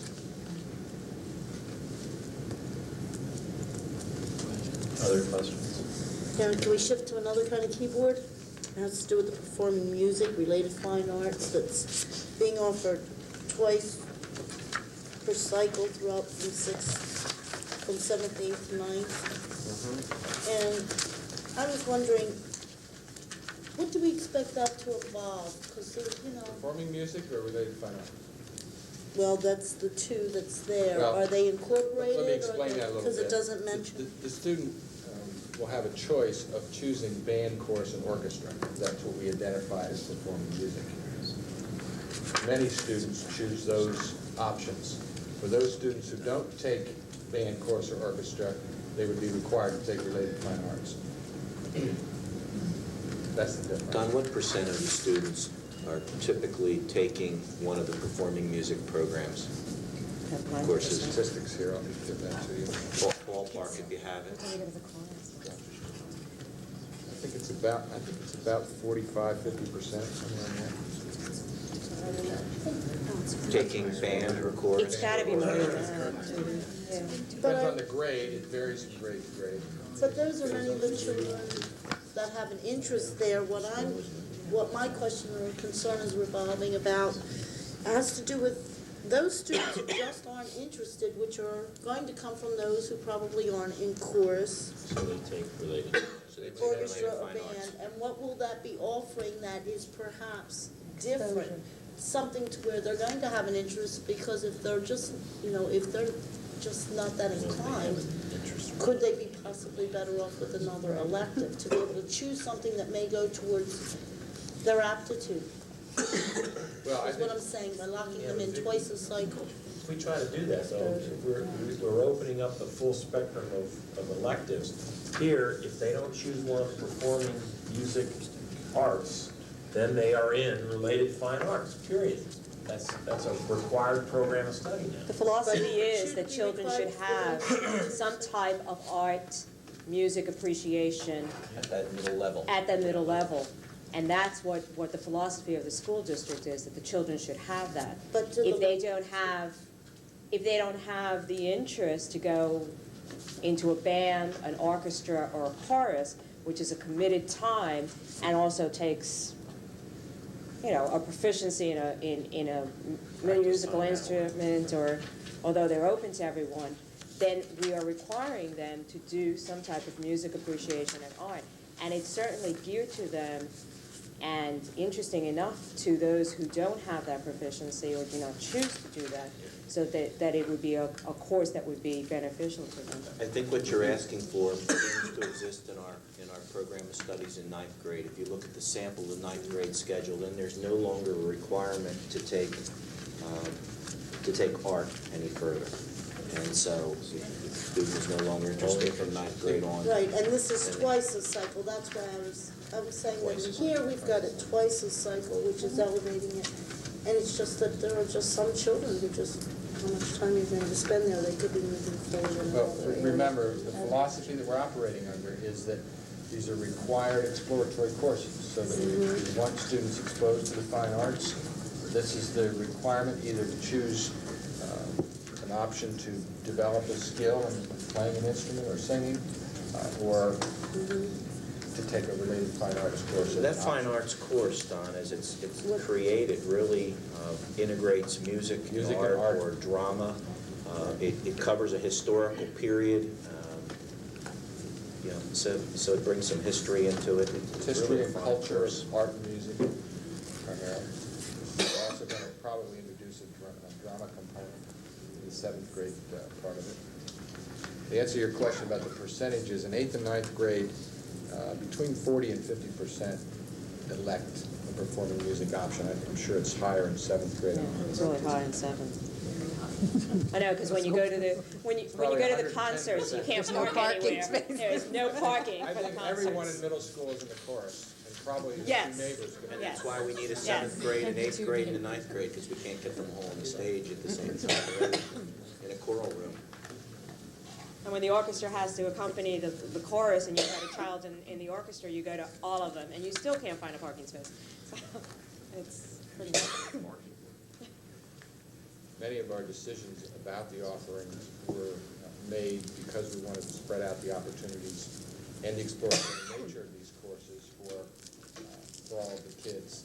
And we did an analysis, of course, of what kinds of choices students make now, where choices exist. I think just to reiterate what Don started with, that the key components are the introducing and having teaming in 7th and 8th grade, and strong feelings from committee members and parents that's been something that has worked well in 6th grade. We want to continue that in 7th and 8th grade.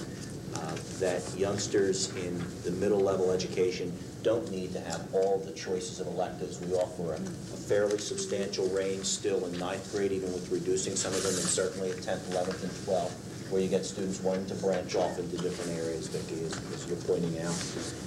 And also then to introduce more exposure to computer and keyboarding and word processing as youngsters begin to do more papers and compositions and things like that in the upper grades. They certainly can benefit from the keyboard exposure. In our decision-making regarding computers in particular, we got input from high school staff regarding some of the skills that they would like to see students have by the time we get to the high school.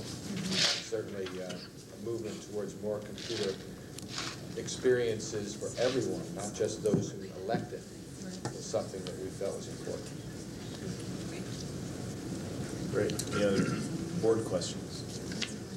Any questions from the audience? That's the committee, did. Either somebody has a question or somebody's waving. Hi, my name is Bella Stone, and I'm from Upper Gwinnett. And I have a concern about the computer class being offered in 7th grade, because I think you're going to be surprised at how many students are going to come in and already have a pretty strong exposure to computers at home. I'm doing this for my son. I think if he goes in and has to be in this class doing keyboarding, he's going to be bored because he knows this already. What can you provide for these children? Well, certainly we have students who come in now in our computer literacy course that come in with a wide range of experiences. I think our teachers need to accommodate that and will plan to accommodate that.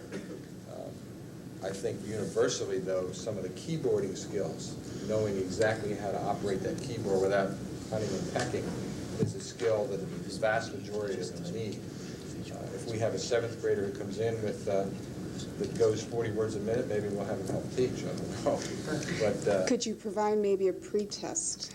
Because I'm sure there'd be some kind of assessment in the process of how much skill they have and how much attention and help they need. Because right now, this past summer, my son took a keyboarding class at the Lansdale Business School, which was offered through the gifted program, but they're going to open it up to the general public. They didn't have enough time to offer it this summer. So you may find you have more students coming in who do know how to keyboard. And it was a wonderful course. So it's just something to consider. All right, thank you. Any other?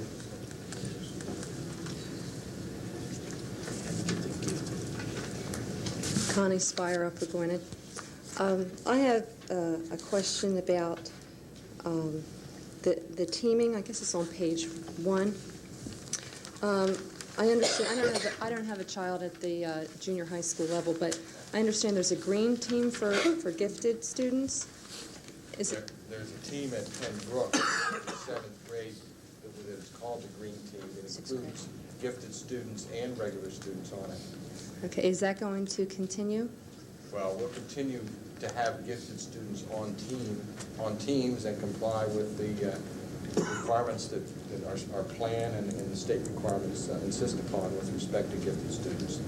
the model that we'll employ on the teams is very much like what we do with the green team now. Okay, so that most of them will be on this, they will be on the same team?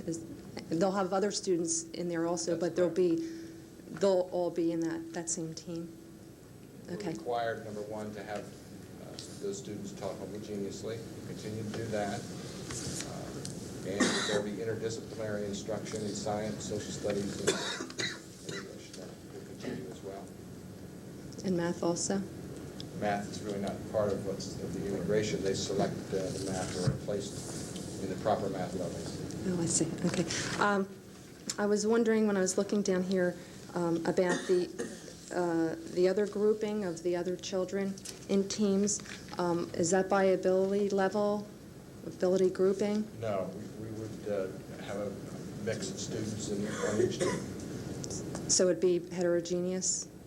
Well, we would have a number of students, roughly 100, 125 students on a team, and decisions about which of those students would be on the teams would be made by principals, but we're not about to create elite groups or the slow group or anything like that. I'm a little confused. I'm a little confused. My understanding is that the team, the actual grouping of 25 youngsters in a particular class is pretty much going to be based on the level of the children. So in that sense, it's homogeneously grouped, not heterogeneously grouped. There may be 125 kids that are on a team, but they go to classes based upon their ability level. So they are homogeneously grouped by level, not heterogeneously grouped. The team itself of 125 kids is heterogeneous, but not the grouping.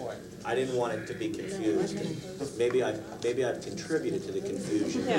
Yeah, I'm a little confused.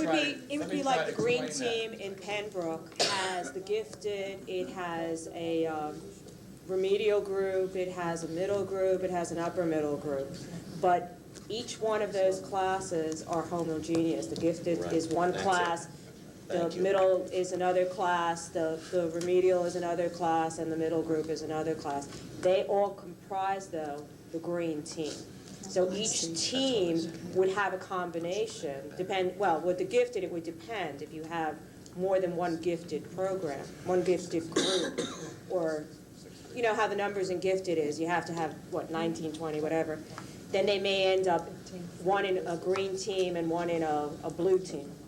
I forget the colors. but each team would have a little bit of each. But the classes themselves would be homogeneous. There's two different points being made here, I think. Placement of students on the team and then placement of students in instructional courses within the team. Right. That's the distinction that Dr. Russell made. Right. The green team was 6th grade, by the way. But will you have that in the 7th, 8th, and 9th? 7th and 8th grade. 7th and 8th only. Okay. And then the people that are off, that are the children or students that are not on the green team will be heterogeneously grouped? No, I got that. I'm still not understanding. Okay. All right. So that works the same way? That'll work Okay. essentially the same All right. model that you have in 6th grade on the green team as your example. Okay, thank you. Any other audience questions? Board questions? I wanted to, I guess I'll take my time. It's 11 o'clock. Sure, Ralph. I know, it'll be very short. I was very pleased to be able to serve on this committee. I was there at some of their sessions, for parts of some of their sessions, but the level of the amount of work and hard work that went in to develop the model so that we can provide the best set of instruction to our children was impressive, to see how they worked through the issues, as well as with part of the issue was everybody came back out and said, what do you need in 7th, 8th, and 9th by department in order to effectively teach the kids? And then, of course, when we got that, it didn't quite fit into 48 periods. They come up in a cycle, and they worked through very carefully to develop what would end up in the cycle so that, again, it was efficient and effective and sound education, and I think they did it in such a professional manner and so successfully that I was glad to be associated with it. Great. Short and sweet. I think Always time for kudos. Thank you, Ralph. I think the board should also be aware, because Don shared with me that, and it's no great scheme to come up with this, but the colors for the schools, we're in middle schools, but there's kids that are going to play on sports teams and all, the colors are important. So Don has talked with different people, including the principals at Artwood, and there are school colors for those 3 schools, and I see there are no children here, so we don't have to get into it in too much detail, but it's primarily driven by the fact that the gym floor, the basketball court's already painted certain colors in all 3 schools. Is that true, Art? And so that we don't have to go back and repaint the gym. What are the colors? We'd like to explain that we had a philosophical discussion about school colors, but it didn't happen that way. What are the colors? It's red, blue. No, blue is the base for each of the 3. It's blue and red in Pembroke, blue and gold in Penfield, as it was prior, and blue and white in Penfield. And the nicknames for the schools following the theme of the night? Getting carried away.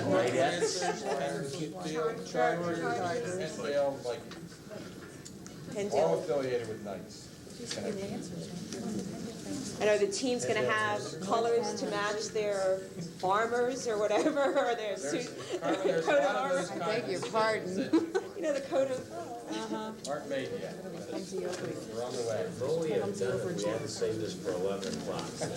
I think we should do it like the clan, the Scottish clan, the plaids, this plaid and that plaid. Any other comments regarding the middle school program studies? Okay, thank you very much, Don and the committee. We have another short item. Dr. Rocco is going to talk to us about school profiles. This is a very short item. They're not listening. That's fine. Pennsylvania Department of Education, under Chapter 3, I believe that it is. I think it indicates in the green sheet of the State Board of Education regulations, now provides school districts with something called a school profile. They do one on every single public school in the Commonwealth of Pennsylvania. They asked us to provide some information like standardized test result scores, not by children. It's done blindly. They receive the information blindly. Then they take a lot of information off the reports that we're required to submit, like personnel reports, etc. They crunch that in their computers in some magnificent way, and they send it back, and they tell the press and the public that these are available. So I've attached a manual for you, and I gave you a sample of the high school profile that's available. We haven't had a chance to check the efficacy of the information, although we think that in some regards it's suspect. Percent of nurses. They had 1 to 3,500. We're required to submit a state form that says we have to be between 1 and 1,500. So I have no clue where they got that information. We're trying to track that down. That's that bill we're trying to get rid of. Good idea. It's really. He just got there. It is interesting in some regards to look through it. I will just call to your attention the one section on financial data and ask you to look at that, because what they do is they take our annual financial report that Dennis has to send to them, and they crunch those numbers, and you'll see under what we spend under instruction, which is the money that goes to support the educational programs for kids. We spend a greater percent of our instructional dollar, 63.2% of our instructional dollar. I think that's where we want our educational dollar, the largest percent, to go to, which is benefiting kids with direct services. And when you come down into some of the other areas of support services, for example, look at administration. We spend 6.3% according to the state, which is lower than similar districts and lower than the state average. And you can do that for a number of the functions that they list there. You can have some interesting exercises with this data. It is available to the public. We have copies available in Judy's department. Any board member that would like to see the printout for the profile, or any school in the system, we have those packets available to you and available to the public, and What will occur now is that the directors will share those back with their principals. The principals will have a chance to look at some of that. For example, there's data on number of library books per student in each school. That may mean that one of the schools where it's low, a principal will allocate a larger percent of their instructional materials budget to purchasing additional books. So those kinds of things that you're supposed to use this for. And I wanted to be able to state that publicly so people are aware that it's available to them. And that's really all that we have to say about it. I'm not trying to make any interpretation. That concludes my report. Great. Alan, where are they getting the low-income numbers here? Students. If you look at the manual the interpretation manual, which is maybe we can find that very quickly.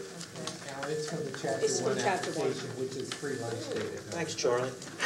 Okay, but that's not pure, and that I know, No. I know of families that will not participate in that You're right. program You're to right. hide that fact. That's why But that's the measure they use. interpretation then. There's So some they're not things. looking for accuracy, they're looking for assumptions, or- Right. or thereabouts. Well, they're. Not looking for much of anything. They're broad brushing. Right, right. Yeah, and the other thing I wanted to mention was, you'll see some areas that are not filled out, and that's because it's optional for school districts to collect the data, like time watching TV, parental encouragement. We chose not to survey the students in those regards, and I think the board was aware of that. But, so that's why they're blank.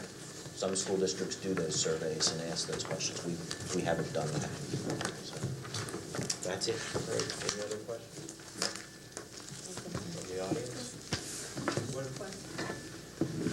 Great, we're adjourned. Good night.